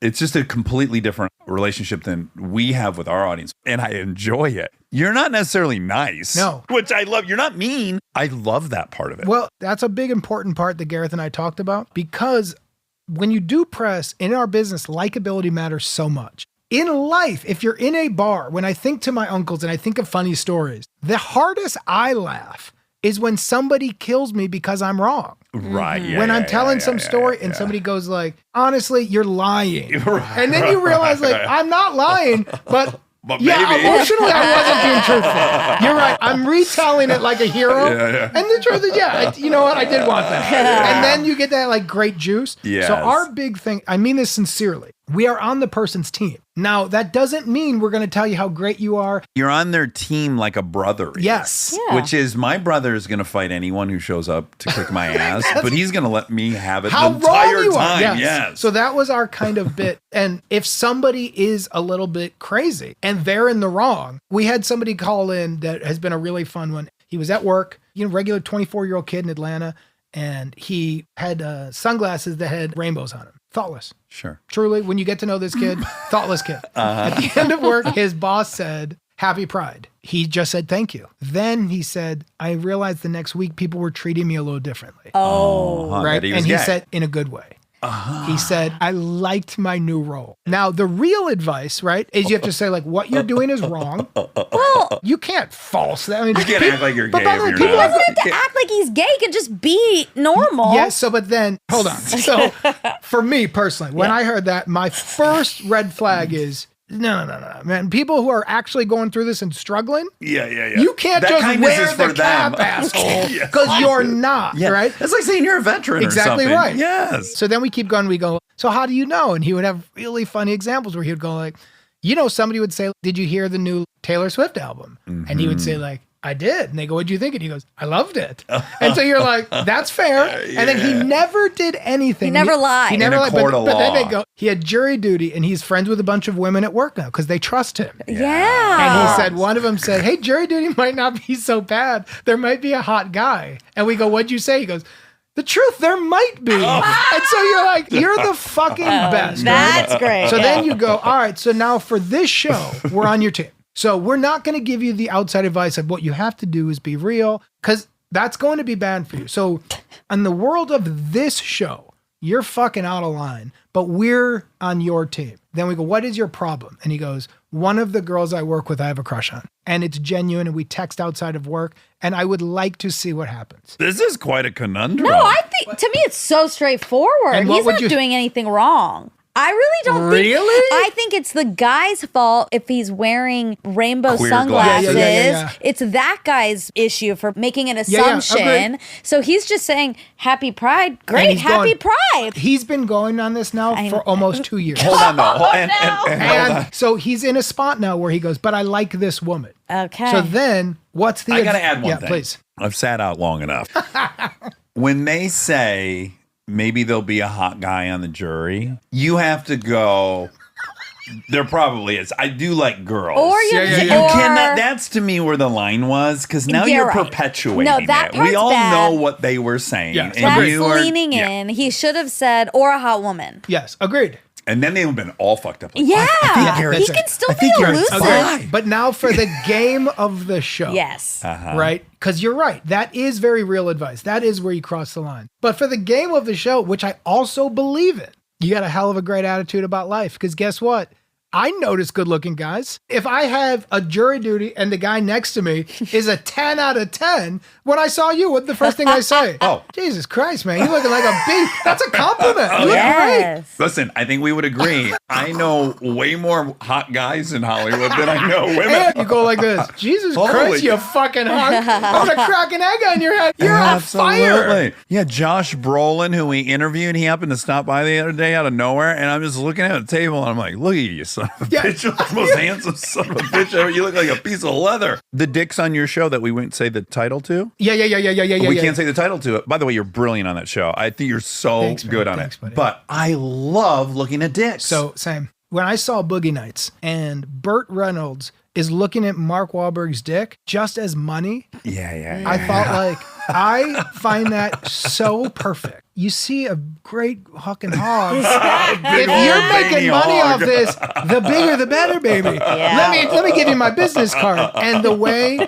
he tilts his head in that kitchen and then smiles, I'm like, well, that's just wheelhouse for It's what like I find he's seen excellent. a Van Gogh. Yeah, and he has. It's like he sees $1 million. So the fun part of that job for me has been there's nothing funny about 3 straight men with a beautiful woman going by making a comment on the body. No, it's not that, safe. In the 80s, in the 90s, there was a lot of comedy in that, especially if the guys are goobers. These fat Nerds. goobers, they're never going to get her.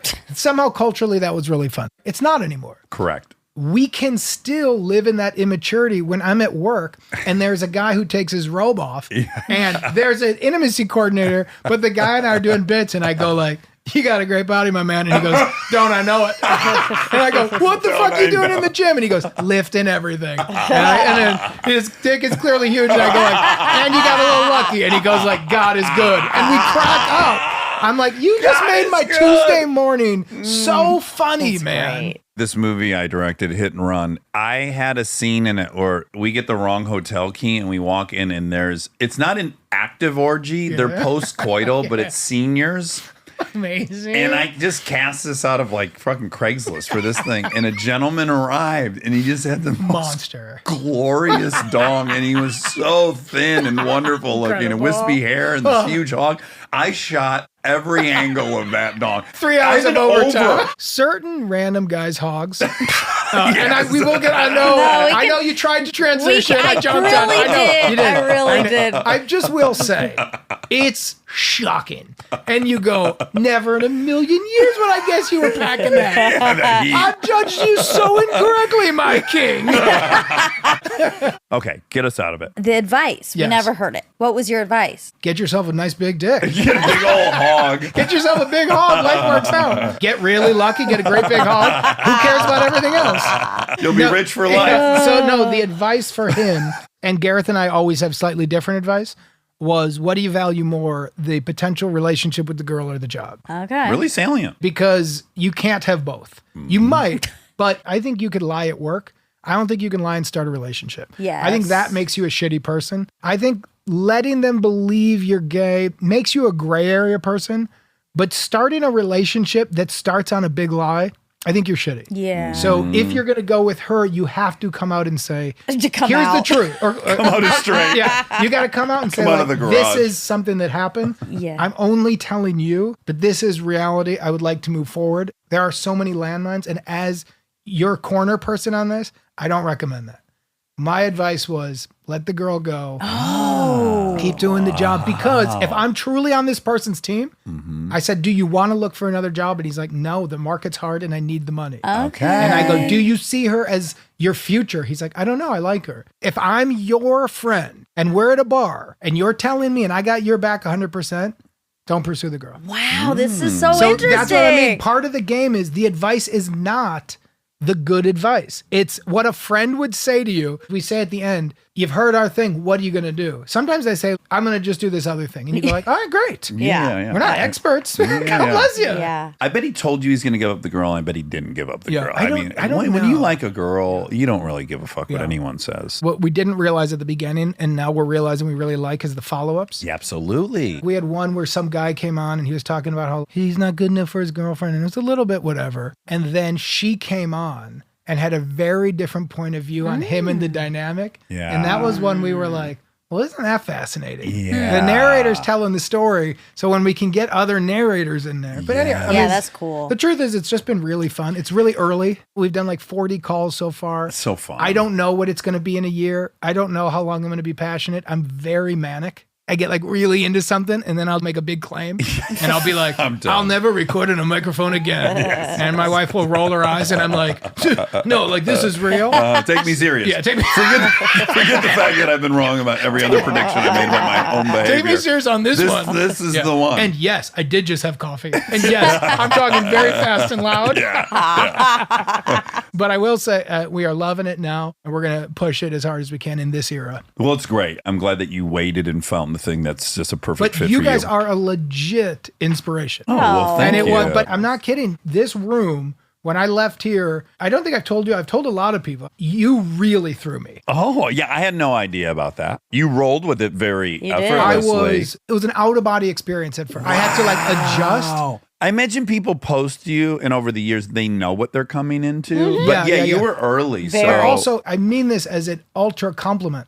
I didn't realize you were like a deep thinker. Oh, Sure, a how lot of could you? people have that with him. All his roles are like that. Yeah, but I also thought like the dude's hard funny, really fun. I just thought I was going there. One of the reasons I didn't do the other one in the middle was I'm not going to do all that homework. If you're going to play this game, you gotta get in the bone marrow with each person. That's the fun of it. Yeah, yeah. And I can do that, but the fun has to be like the show Catfish was a big inspiration of why I said yes, because I got into it with my kids. Probably bad parenting because they're young. Whatever. But partly what I wanted to show was, apart from being entertaining, is don't trust the internet. Oh, yeah. And what I found really fun about that show is the hosts are great, but each week there's a new thing that starts. And I was like, oh, that's the caller to me.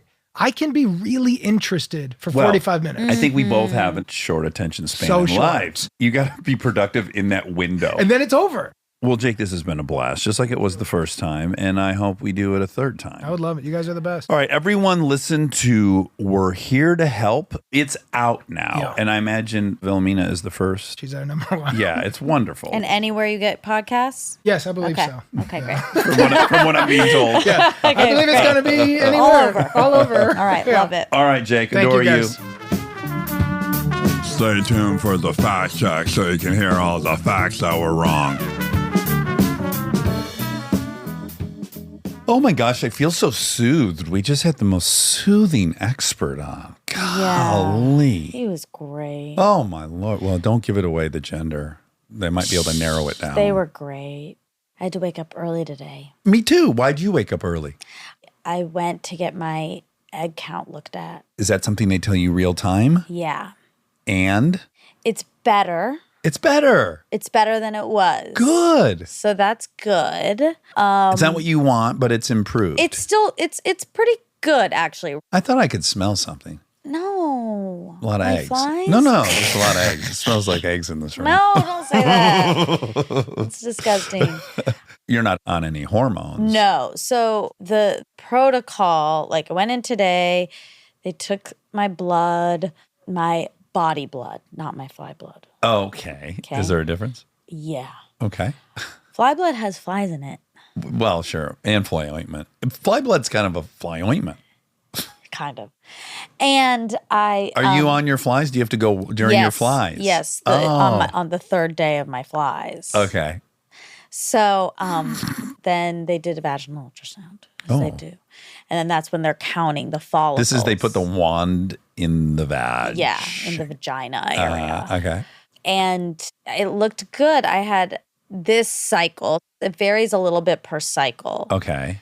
This cycle, if we were to do it this cycle, which we're not, Yeah. by 14, she said if we did it this time, max would be 14. Wasn't the last time like 6 or 3? Well, it was 8 follicles. okay. And like this is 14 follicles. So then 14.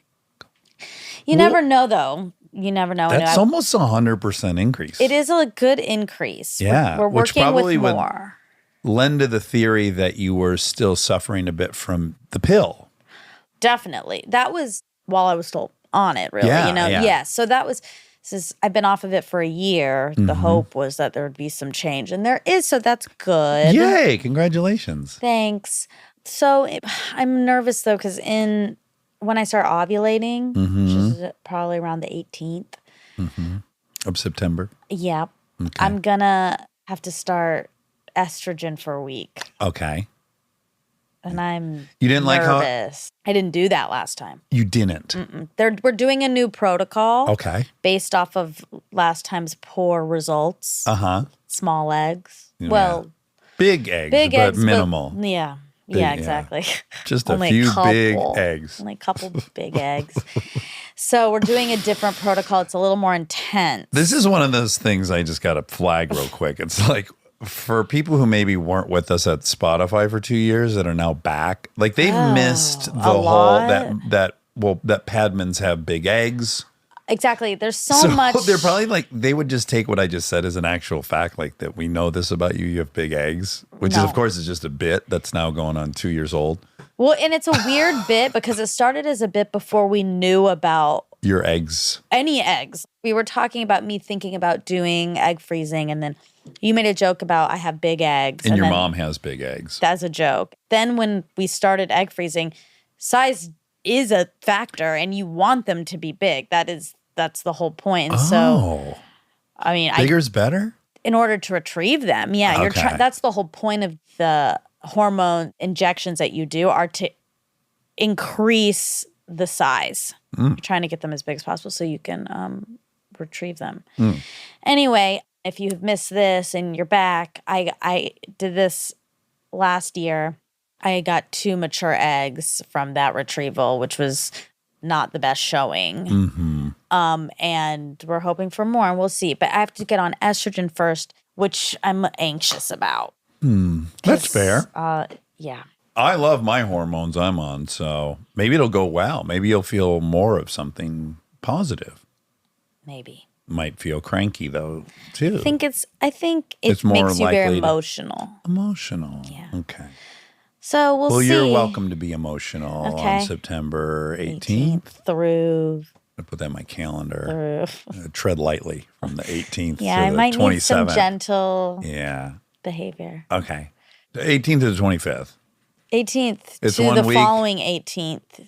Well, a month, but I think No, you said a it was year.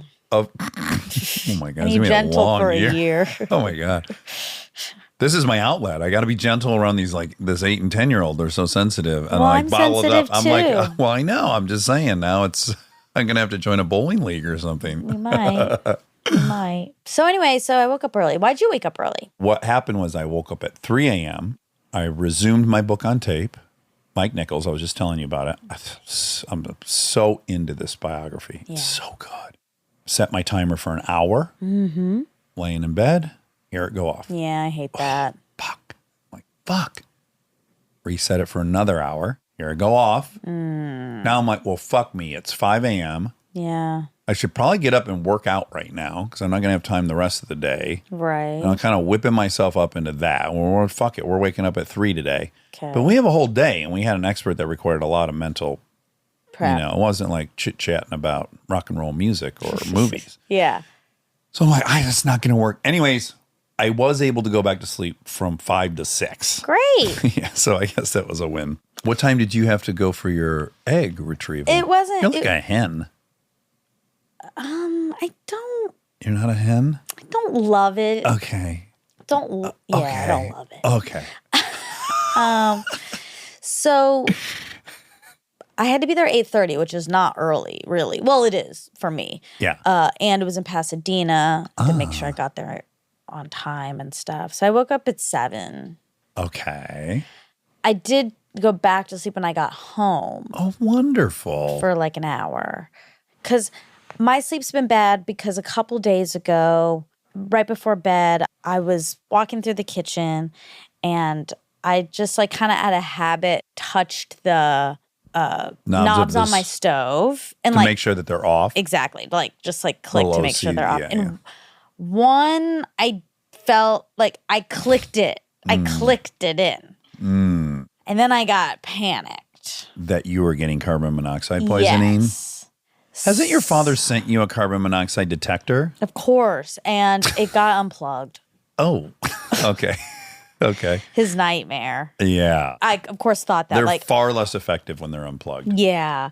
But doesn't it have batteries in it for backup?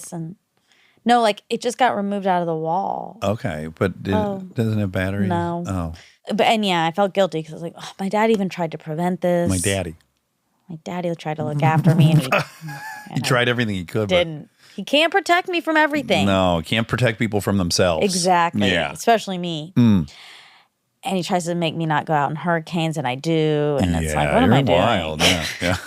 Anyway, so then I opened the window, but it felt like that's not enough if it had been on all day. Right, but you would have smelled That's it. what I thought. Yes. That's what I it's thought. very likely that the valve was off long before the click. Okay.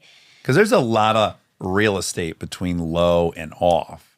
But do you think that a tiny leak would be happening though, unless it's fully Also, clicked off?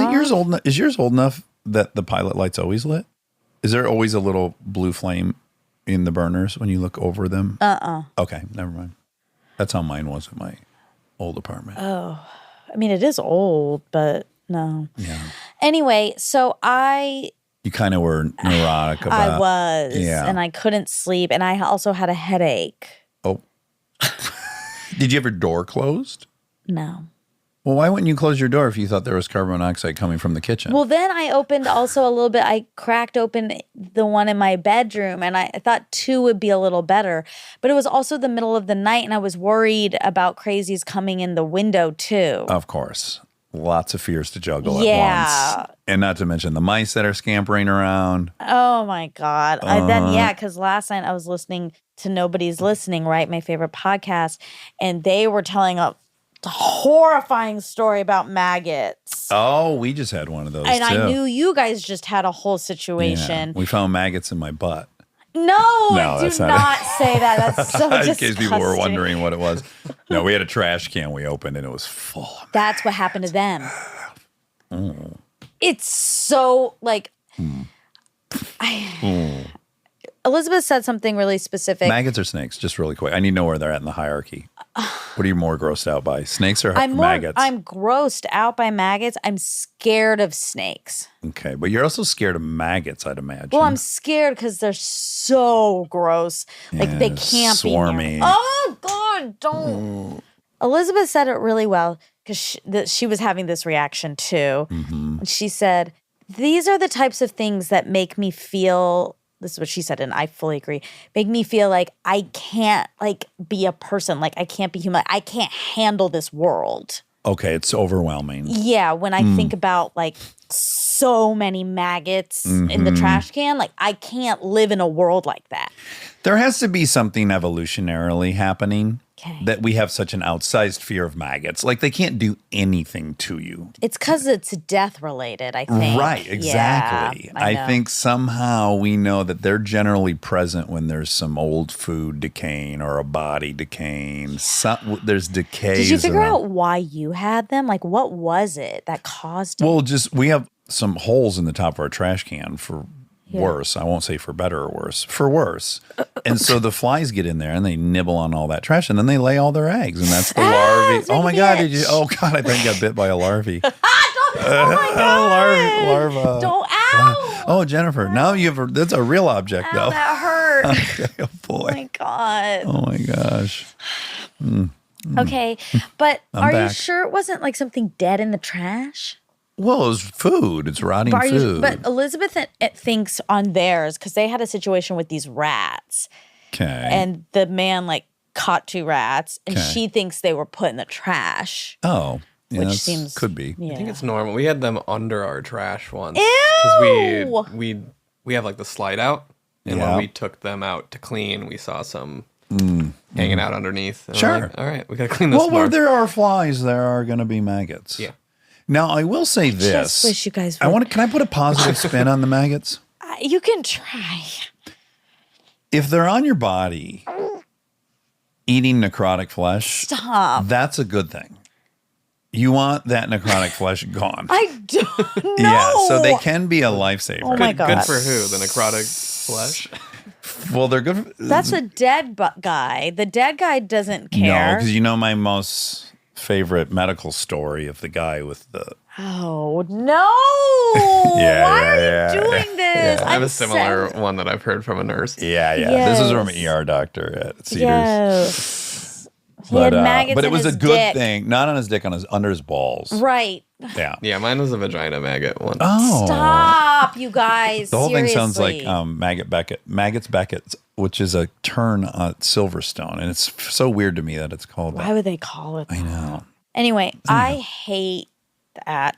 And so You can't even say the word. I Can you? can't. Oh my I God. get it. I really I want can't to point out something gross about it, but I don't think you can handle it. We'll just try. Well, just part of what makes do the it word as a riddle maggot. and see if I. The part of what makes the word maggot gross is it kind of sounds like mayonnaise. Dax, and- don't. Why? And the, I have to like, cut color- that. and they Colorable. kind of look like Stop it. Mayonnaise filled. Don't. Mayonnaise organisms. Stop. Ow. Oh my God. Oh, I hate you. Okay. I didn't bring up Yes, the you M did. word. No, you were listening to your favorite Elizabeth and Andy. Elizabeth and Andy. But you brought up mayonnaise. Right, but I didn't bring up the MAG. Now you're smelling it Well, now. you're starting to hurt yourself over there, so I got to know. rein it in. I feel really I uncomfortable. feel like it's already September 18th. And September 18th came early this year. Hey, be careful. I am. I'm being careful. Are you? Yeah. I don't think you are. Trying to I'm ride that still on line my- of making you I'm laugh still and on my hurting. regular period, your and flies. it's a tough one. Oh, with all them big old eggs up in there, I'm sure. 14 big boys up there? That's more than a dozen. They're not big right now. They're regular size. More than a baker's dozen, even. Yeah. But maybe next cycle, maybe there'll be have an extra one or something. 20. What's an outrageous amount?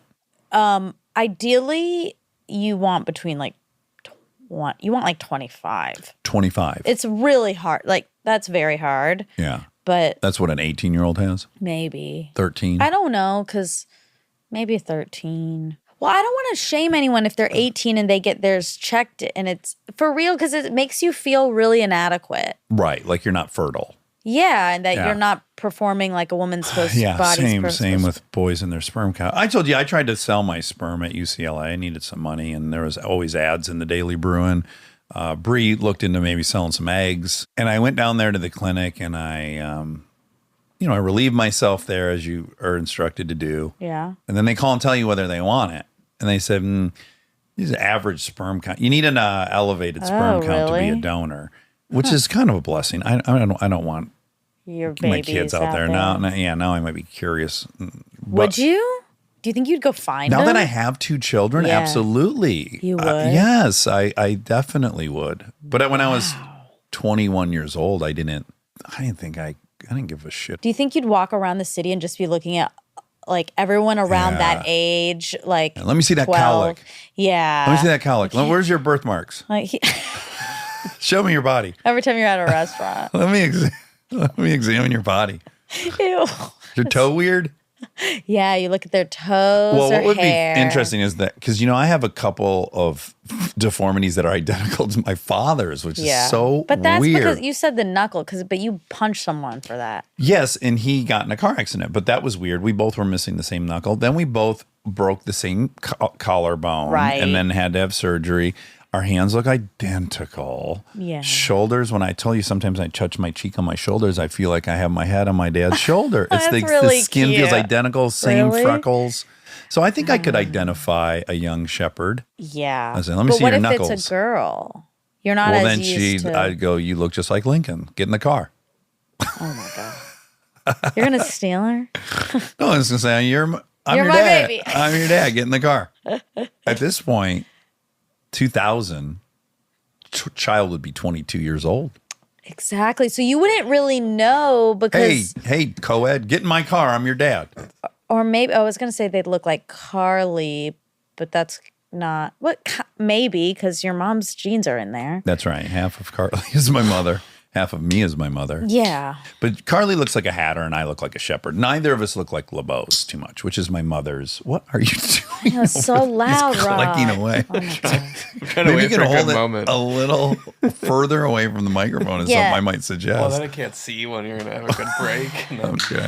No, You look like your mom a little bit. probably. Everyone looks like their mom a little bit. It's just when your story is one thing, as we know, Exactly. you can't see anything to the contrary. So I look like my dad. I look Okay, like my but- dad. or I you look like could- my dad. You could, Same everything. yeah, but you also look a little bit like your mom. Yeah, just like her. Olive skin, short. Yeah, that Green those- eyes. No, that's so Big boobs. superficial. Oh my god. No, features wise. When you guys are next to each other, it doesn't look like how It doesn't could look that like she be her? adopted me. Yeah, you look Right. like her kid. Yeah, but if you saw me next to my dad, it was kind of uncanny. I saw you. I hung out with you and your dad. I saw a picture once. You know, the thing that blows my mind now is, God, occasionally I would go snuggle him, right? He would want me to snuggle him when I was a teenager. Or I would go in there and he'd be asleep. Whatever the case is, I know exactly how he slept. And he always slept on his left side with his left arm out, raised up on another pillow. Oh, okay. Yeah. And I was so aware of it because he was such a big man. He was like, slept like a little baby on his side, you know, with his Sure. arm out. Yeah. And although I didn't in my youth, now my signature sleep move is that. Really? Yeah. Like definitely when I'm trying to fall asleep, what I do is left side, left arm out, my knees are at a certain, and I'm like in that position. I'm like, this is exactly your dad's position.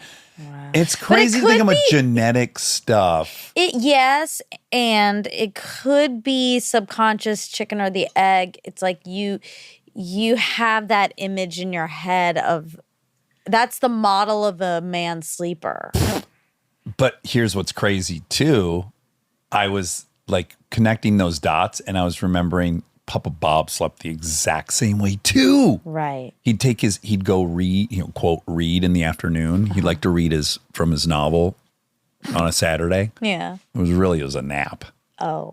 And we'd always catch him and he'd be in that position. Right. And I know what you're saying, but at the same time, I only lived with him for 2 years of my life.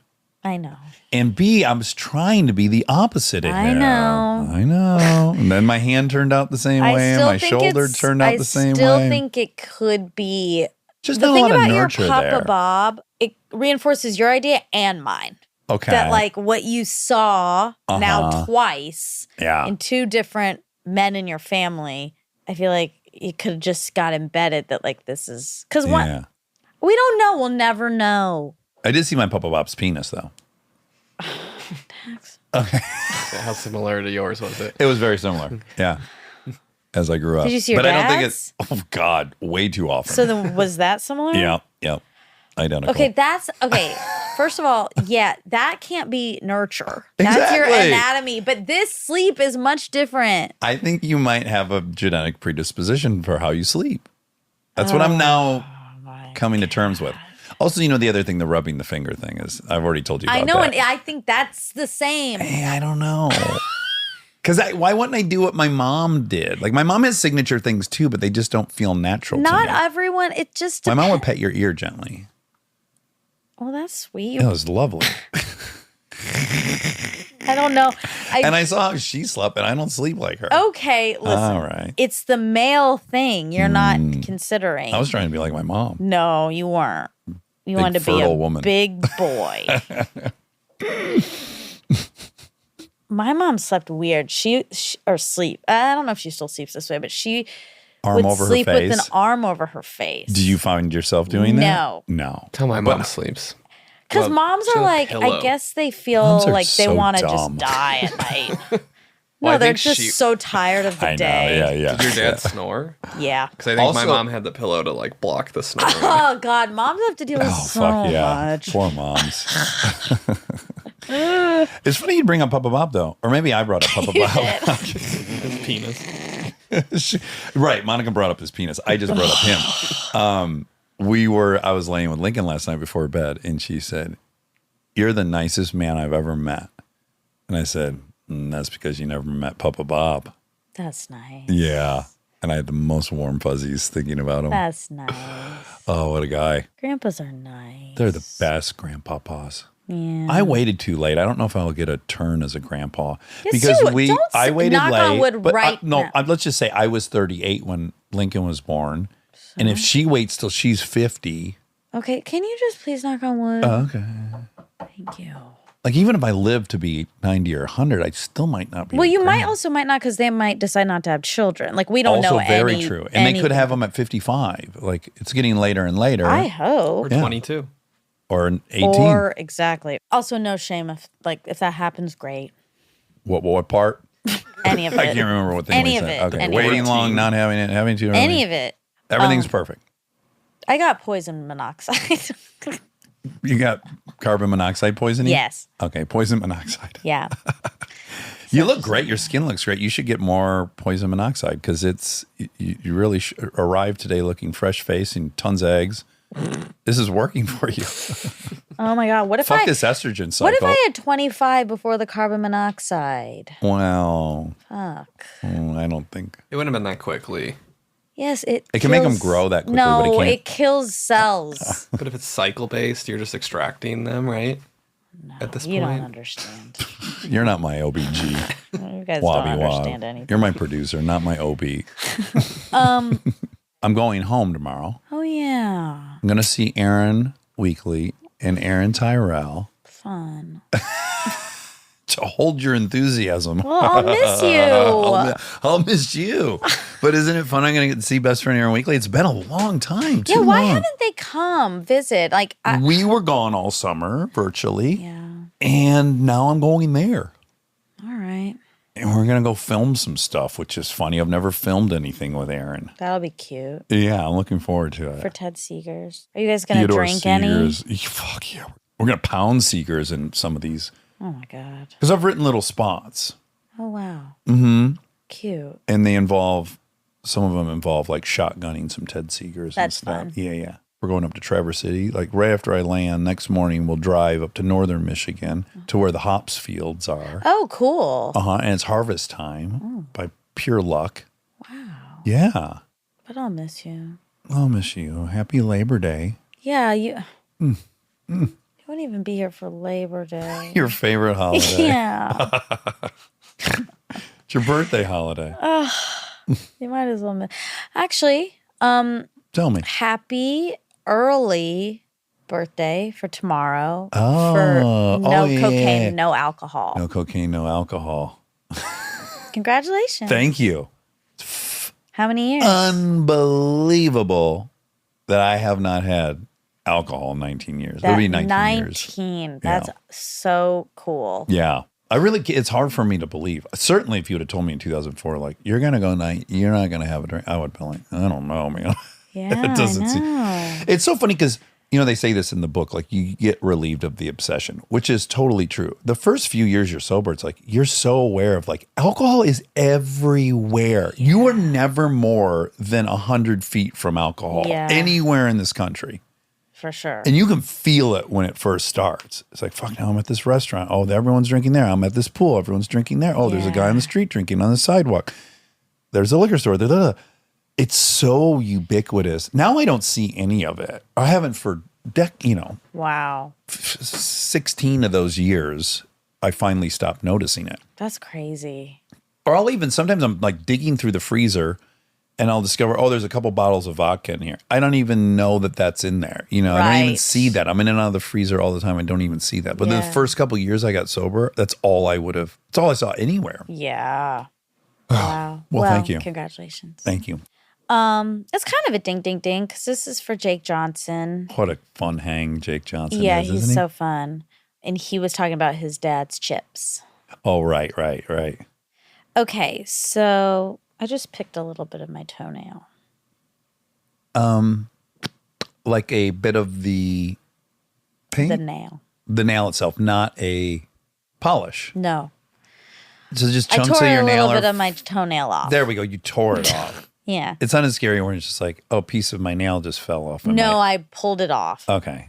And I don't know where to put it without grossing you out. Put it on top of the kegerator. And then you'll get it later. Okay, I hope we You don't don't need to hold it for the next. Well, I hope we don't forget. And then when our next guest comes. This could be, though. Oh, is this a trick? I think we might have a guest, probably an NBA basketball player, and they'll be talking, and then all of a sudden they'll get distracted, and then they'll pick it up, and then they'll go, and then they'll go, oh my God, whose nail is this? Eat it. And it'll be a love, star-crossed lover connection. Because it's like pheromones? And it's a piece of you. Oh, okay. So that's we'll kind of leave a it. lure. Okay. Mm-hmm. I feel like it makes this place look really gross. And Well, certainly. before the NBA player eats it, a lot of people are going to be like, like Right. accidentally see it and pretend like they didn't see it and be so grossed out and not be able to unlook at it. A lot of the people that aren't in the market for a love connection are not going to like it. Okay. Where would we put, is basketball player high on the list? I'm just observational data. You've responded so favorably to, Physically. yes, most of the I basketball do players. really that like you're- all the basketball players. Like Yeah, that. every one of them. It's funny because I wouldn't say that. You wouldn't have thought that. I wouldn't have thought it. Yeah. But I do In person, like them. things happen. Well, they're so disciplined. Is that it? Yeah, I that's what it is. Okay, so you love like most of the MIT math department and stuff. No, that's different. It's a That's different dis- kind of discipline. It's a physical discipline. Okay, there we go. I can relate. Okay. I think there's a lot of things that they're confident.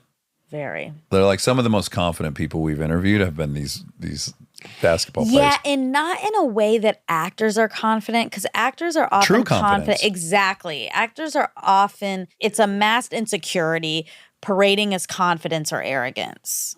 Absolutely. And But the the athletes basketball- have some quantifiable proof. Yeah. They've all been like Hall of Famers too. Yeah, that helps. Oh. They're quite successful. Also, the actors have But also even, been That's Hall true. of There's been Famers. Academy Award winners and they're fucking they're Insecure. scared as a No, I love Scared scared. as a- You know, I told Andy and Elizabeth about my proclivity, which one? about sickness. Oh, good. You shared that with them. Yeah, I did. They were perturbed. Like they hadn't heard it. Okay. And if you guys forget, Right. I used to, Fantasize. fantasize about Little boys puking and you. when I was a little girl. Yeah. Not me as a grown up fantasizing about little boys. I was a little girl and I had fantasies of the boys in my like class Yeah. getting sick. Puking and then Yeah, lots of different kinds. and then- diarrhea. And then you would nurture them. Yeah. Yeah. And what was their reaction? They were shocked and a little disgusted, but intrigued.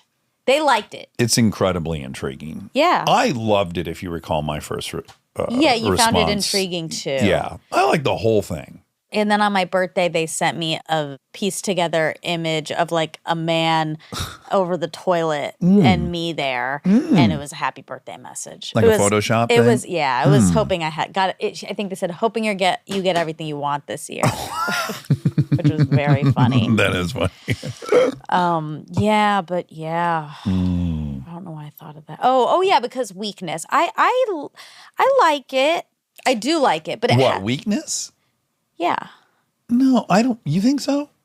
I think we've already unpacked this. When we were talking about the basketball players, Well, you would being so love it if they got confident. sick. Yeah, I'd love it. But that's not related to confidence. Confident people get sick. Exactly. In fact, confident people get sick more often because, like me, They're stressed out. no, they're brazen in what they'll eat because they're so confident. Oh yeah, that. If you recall, I was in a Kuwaiti True. first class lounge and I was pounding the salad bar. Okay. And Cooper was saying, "Wow, you're going really hard on the salad bar in Kuwait." So Are you-" he was there when you were sick. on the airplane. Did he nurture you? He made love to me. Yeah. Oh my god! He took me in his arms and Wow, what yeah. was that he like? Said, he said, "Oh, we got to stop this puking. I'm going to kiss you." That's what I say. Yeah. We got to plug this up in what my I- mouth. That's what I say in the fantasy. Did he really nurture you or no? No. He didn't. He was not seated next to me, thank goodness, because I drove the person next to me crazy. Remember, I'm so mad at that person still. Why? It was like a fucking 11-hour flight to Yeah. Germany, and I was in the inside seat. Why didn't they switch with you? Oh my god! Did you I ask? know. Yes. And they said no. Yeah, they didn't want to sit by the window, and I had to crawl. I had to my. climb over them because it was like lay down. You should have and puked in their lap. there's just shit on their lap or on their Yeah. chest, and then they had them. Oh, they probably would have liked that. Then Cooper would have got involved. So he wasn't close by, so he couldn't nurture. He didn't you. really know what was going on. Aw. When we landed in New York, he was, oh gosh, he would have known in Germany. I think we flew to Germany and then we flew to New York. He got off in New York and then I continued on to fucking LA. I Oh was my god! I was in the should have airplane stopped. for 20 some hours. You should have just stayed in a hotel. Ding, ding, ding. That is the only time that you wanted. in 19 years that I almost drank. Yeah. Because I literally was like, I need some relief from this. Which is also so funny and goes to show how much it's not about alcohol and Or it's just having about fun. relief. Yeah. Because no one with the healthy-ish relationship to alcohol wants to drink when they're sick. As they're throwing up in diarrhea. Yeah, Yes. that's not. There's nothing that sounds worse. Right. But to me, it was like, if I got drunk right now, that'd be some relief. Yeah. Yeah. That was a real ding, ding, ding. Came out of nowhere. I just want to know. Are you going to remove your entire toenail while we Now talk? I'm on now a I see you really. callus. Okay. I Okay, just want to good. add to the pile. I noticed that callus when we were recording yesterday. You did? And I meant to ask you about it, but then I guess we went outside for photos. But Because I'm ugly. no, but you have a callus, and that's from all that walking you did while. No, I always have it. That's the first time I've noticed. I know that. it's worse right now, and now I am pulling all the skin off of it, so it making a So pile. now there's a nail and some skin. Might want to leave one of your eggs behind. Maybe the maggots will find it. Oh gosh, it's a big mountain of. Oh God! What did you think when you saw this callus? Like, ew, she's gotten gross. No, I was just really curious about it. I was like, was that a blister that has popped and now the skin's there, or is it, what's going on? What do we got? I want to cut it off. You know, it's funny. I should probably Ding, do ding, that. ding. My dad has one. He does. Yeah. Well, you interrupted me, but I was going to say, yeah, you probably don't sleep like your mom. I bet you sleep like your dad. I don't think so. Have your mom take some pictures of him tonight while he's asleep and look at his posture and see if that's how you sleep. I bet you. I really don't think so. $5. I sleep all crazy. I bet he does too. No, he doesn't.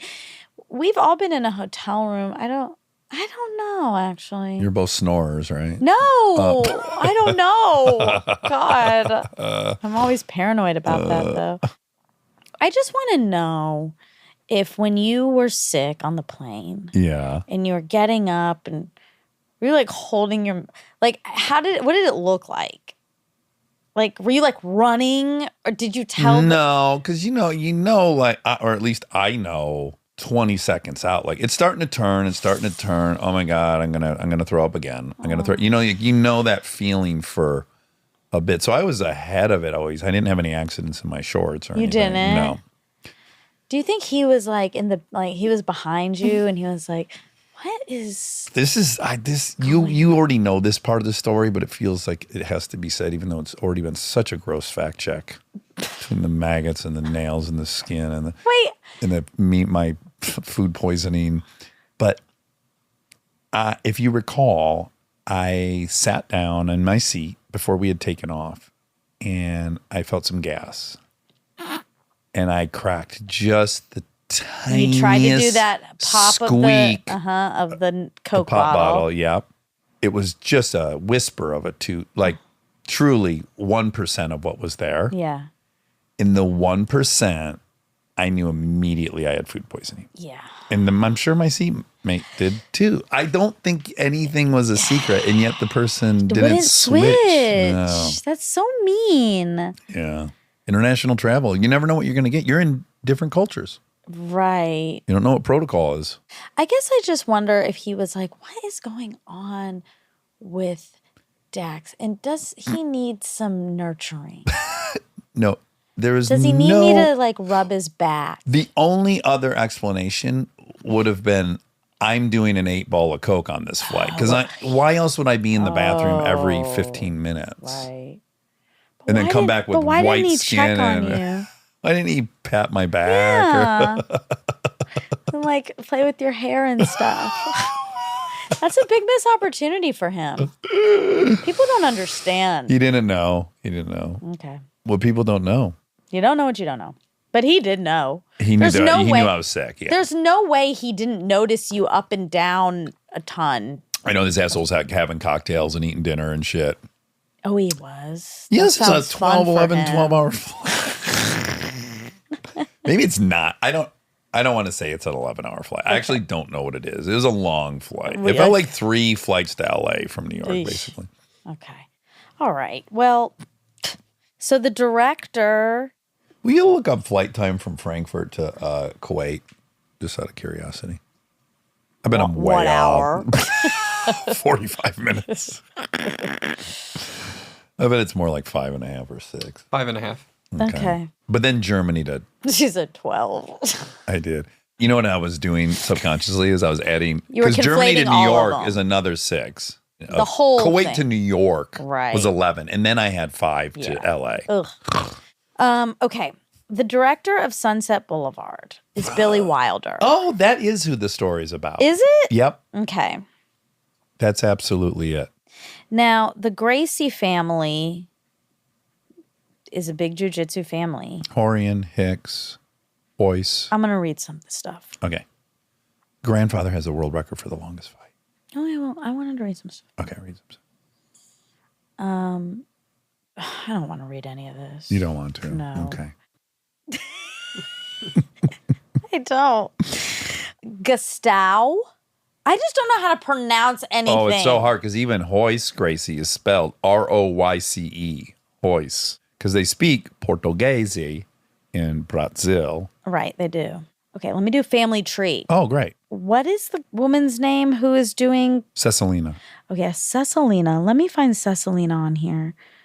Cecilina I believe is the granddaughter. of Gustav. Yeah. Okay, Gustav has George and Helena. Nope, you've been duped. Okay. You've been duped. This is not updated. It's then. not helping. It's not helping. It doesn't have Cecilina on here. She But should guys, complain. you know I don't know how to spell that name. I wouldn't even know where to begin. CESA. Yeah, I would imagine it to be C, but it's not on this tree. Is she older? No. No, she's young. She's And she probably- maybe there's like her mom's name, or there's another family member named Cecilina. There's a Cecilina in this family tree that has 8 children. Wait, Oh, where? wow, good for Whose her. kid? Helio Gracie, the youngest son of Gustav, and Cecilina Gracie's 8 children. Wait, I don't. This is a different. I'm. Oh, You're are on a you on? You're different- not on searching just Wikipedia. Cecilina now. Yeah, Oh, you can't do that because that's made up to make it look like she's real. fair. Is it at Cecilina.com? At GracieMadison.com. Okay, well, anywho, that got us nowhere. But it's really cool that everyone's doing jujitsu. All these daughters. It is. And do you care why it's even popular here in the U.S.? It's kind of a fun history. Sure. Royce's brother founded the UFC with another guy. Or Okay. it could be 2 other people, actually. And they sent... Promoter Art Davey. Yep. And then they sent Royce to fight in it, even though he wasn't the toughest of the Gracies. And the original UFC, you fought all day long. It was an elimination day, and you would have like 3 or 4 fights. And everyone he fought was so much bigger than him. It was crazy. He was like 170 pounds and 6'2" or 3. And he was undefeated. He beat dozens of people over the first 3 or 4 UFCs. And the whole world went, whoa, Brazilian Jiu-Jitsu is the thing. Look at this Right. small man beating all these huge people from every different discipline. And then they came here, the family, and they opened up tons of schools around California. Yeah. It's very cool. It is.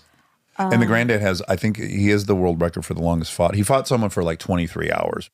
Carlos has 21 children and 106 grandchildren. So So that's probably why you're not Cecilina, finding yeah.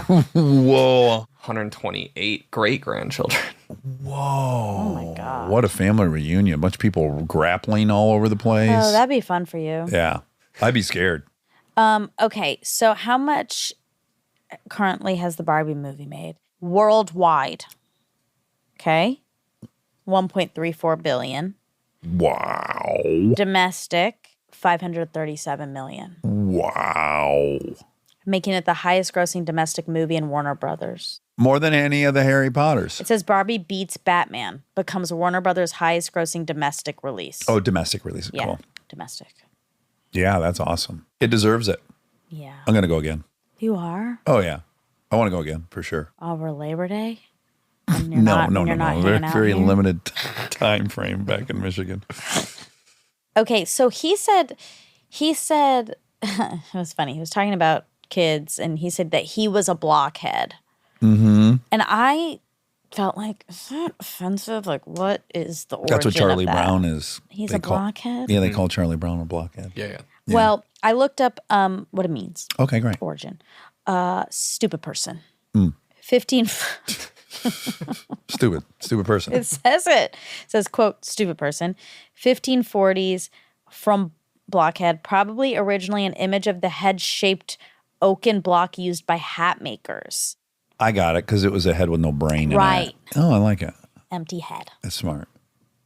Well, Unlike blockheads. unlike blockheads. Unlike Charlie Brown and our guest. Okay, I have a list if we want. Of famous blockheads? Mm-hmm. Oh my gosh. No. 22 all-time great directors and their final films. Where does this come from? Because Sunset Boulevard guy. Oh, okay. I should have done that. Billy Wilder. Yeah, Billy Wilder, because he was working on that movie for his whole life, basically. Yeah. So And- wait, what's this category? Okay, this list is the 22 all-time great directors and their final films. Okay. Okay. Alfred Hitchcock. What's his last movie you're asking? Family Plot. I never even heard of that one. Me either. That's probably why he died. These are, you know what's really This sad? is This is going to be a sad list. We don't have to do it. Directors' movies at the end of their career are never their best. Oh. Right? The only person that may achieve this is Tarantino. Because he's going to do his last movie, Oh, right. semi-soon, I guess. Right. Like he's going to retire. Yep. Not just keep going until. Right. Okay, yeah, because, John Ford's Seven Women, Ingmar Bergman's Sarah Band, Federico Fellini, The Voice of the Moon. Okay, hold on. Let me just see if there's any movies I recognize on here. Oh, Billy Wilder's on here. Buddy Buddy. Mm. Okay. John Huston, Love John Huston. The Dead. Is that a movie that you know? I don't know it. Okay. I think it's just demonstrating what I'm suggesting. Charlie Chaplin, A Countess from Hong Kong. Accountants from Hong Kong? Love that Countess. movie. Oh, okay. Robert Altman, A Prairie Home Companion. I do know that movie. I know it too. It might not be I his hate best to tell you some movie. stuff about that movie, but What? oh It was god, I don't think I racist? should say this. What? All right, I'm going to tell you this off Yeah. mic. So Maya was in that, and Paul Thomas Anderson, who of course loves Robert Altman as every Yeah. director did, he was there. It says that here. Oh, it does. Yeah. Oh, then I can say that out loud. Yeah, it says 80 years old and suffering from leukemia, was asked to pick out a standby replacement, and his friend, Paul Thomas Anderson, happily stepped up. Right. So that one's a Oh, little but hard it to says, evaluate. fortunately, it never came to that. Altman was able to complete his film, but he obviously helped. Okay. Yeah, you're right. That's the only one I know on this list, but I don't know a lot of stuff of like old Hollywood. Yeah. Well, you were trying to be on a sitcom. We just figured this out. No. I mean, I was for a while. Like once I got into Good Will Hunting, then I did really Get into directors. get into movies, but not old movies, big movies or zeitgeist movies. But I never was interested in Hitchcock or classics. I was never interested in classics. I'm not classic. You're kind of classic. No, because I'm brown. Timeless. Well, you're the original people are brown, so that's That's a the good most spin on classic it. you can get. Yeah. We all come from Africa, and it wasn't white people leaving Africa. Well, that's true, but everyone was white in all these old movies. Mostly. Yeah. But I was never drawn to that. Right. Sure. I think there's some gender element to it, I think. Like in Hollywood, boys seem to be like they're directors, and all the directors are male, and this person's a genius. And there's something, I don't know, it Yeah. feels like it over-indexes males being super obsessed with directors. Well, I guess because think about the they're- joke in fucking Barbie about explaining The Godfather to Yeah, women. exactly. Boys like The Godfather. They Yeah. like Coppola. Right, and I do think you're right. I think so much of that has to do with them being all men. Yeah, it's aspirational. You're like, Right, "Hmm." and women didn't really have that to like look towards. But also like in film school, I'm trying to think like Callie liked a lot of that stuff because she was in she was a film major. Yeah. But in film class, for me, I was not drawn to the old movies. I liked Amelie. That's a great movie. It's not very old, but it's a great movie. Not old at all. Yeah. So I The loved 90s? it. Probably Maybe even 2001. 2001. God, you're a quick one. I liked Amelie quite a bit too. Yeah, great movie. I like that name. Yeah, it's beautiful. Should I name my Amelie. dog, my unborn dog, Amelie? I'll name one of my eggs Amelie. Amelie Padman is nice. God, it doesn't really go, does it? It does, Amelie Padman. Do you think so? Absolutely, because then you start thinking like, oh, is that an Indian name? And it kind of like, Oh, yeah. like we of course think of it as French because we know Amelie, Right. but Amelie is not a It common could name. be Indian. That's right. That's exactly right. Because it's certainly not British. We had a guest on yesterday, an upcoming Thursday. It was a very personal story about a person. Mm-hmm. And she's Indian. Mm-hmm. And I was really thinking about it a lot yesterday. Were you? Yeah. We'll think about Neil. Yeah, and my dad, and Yeah. like, it's just really sad. Yeah. Really, really, really sad. Yeah. There's some sad stuff coming up, guys. Easter egg. Not all these things are parties. You know? Well, that's life. That's right. We try to remind you that life is sad sometimes. In case you're having too good of a weekend or something. Just remember, tragedies all around you. They can happen And at it's any waiting moment. for you. Knock on wood. Okay. I hope Hey, you have congrats on your eggs. Congrats on your sobriety. Thank you. Oh my And- God, it was almost, if you would have had 19 eggs, Oh. That would have felt I did very- before my poison monoxide. fuck, that might have been the number. Yeah. I hope you have a great trip, Labor Day trip. Thank you. I'm very much looking forward to being in Michigan for some lake swimming, Fun. some Ted Seeger's guzzling. I'm really looking forward to it. Good. Yeah, it'll be fun. Okay.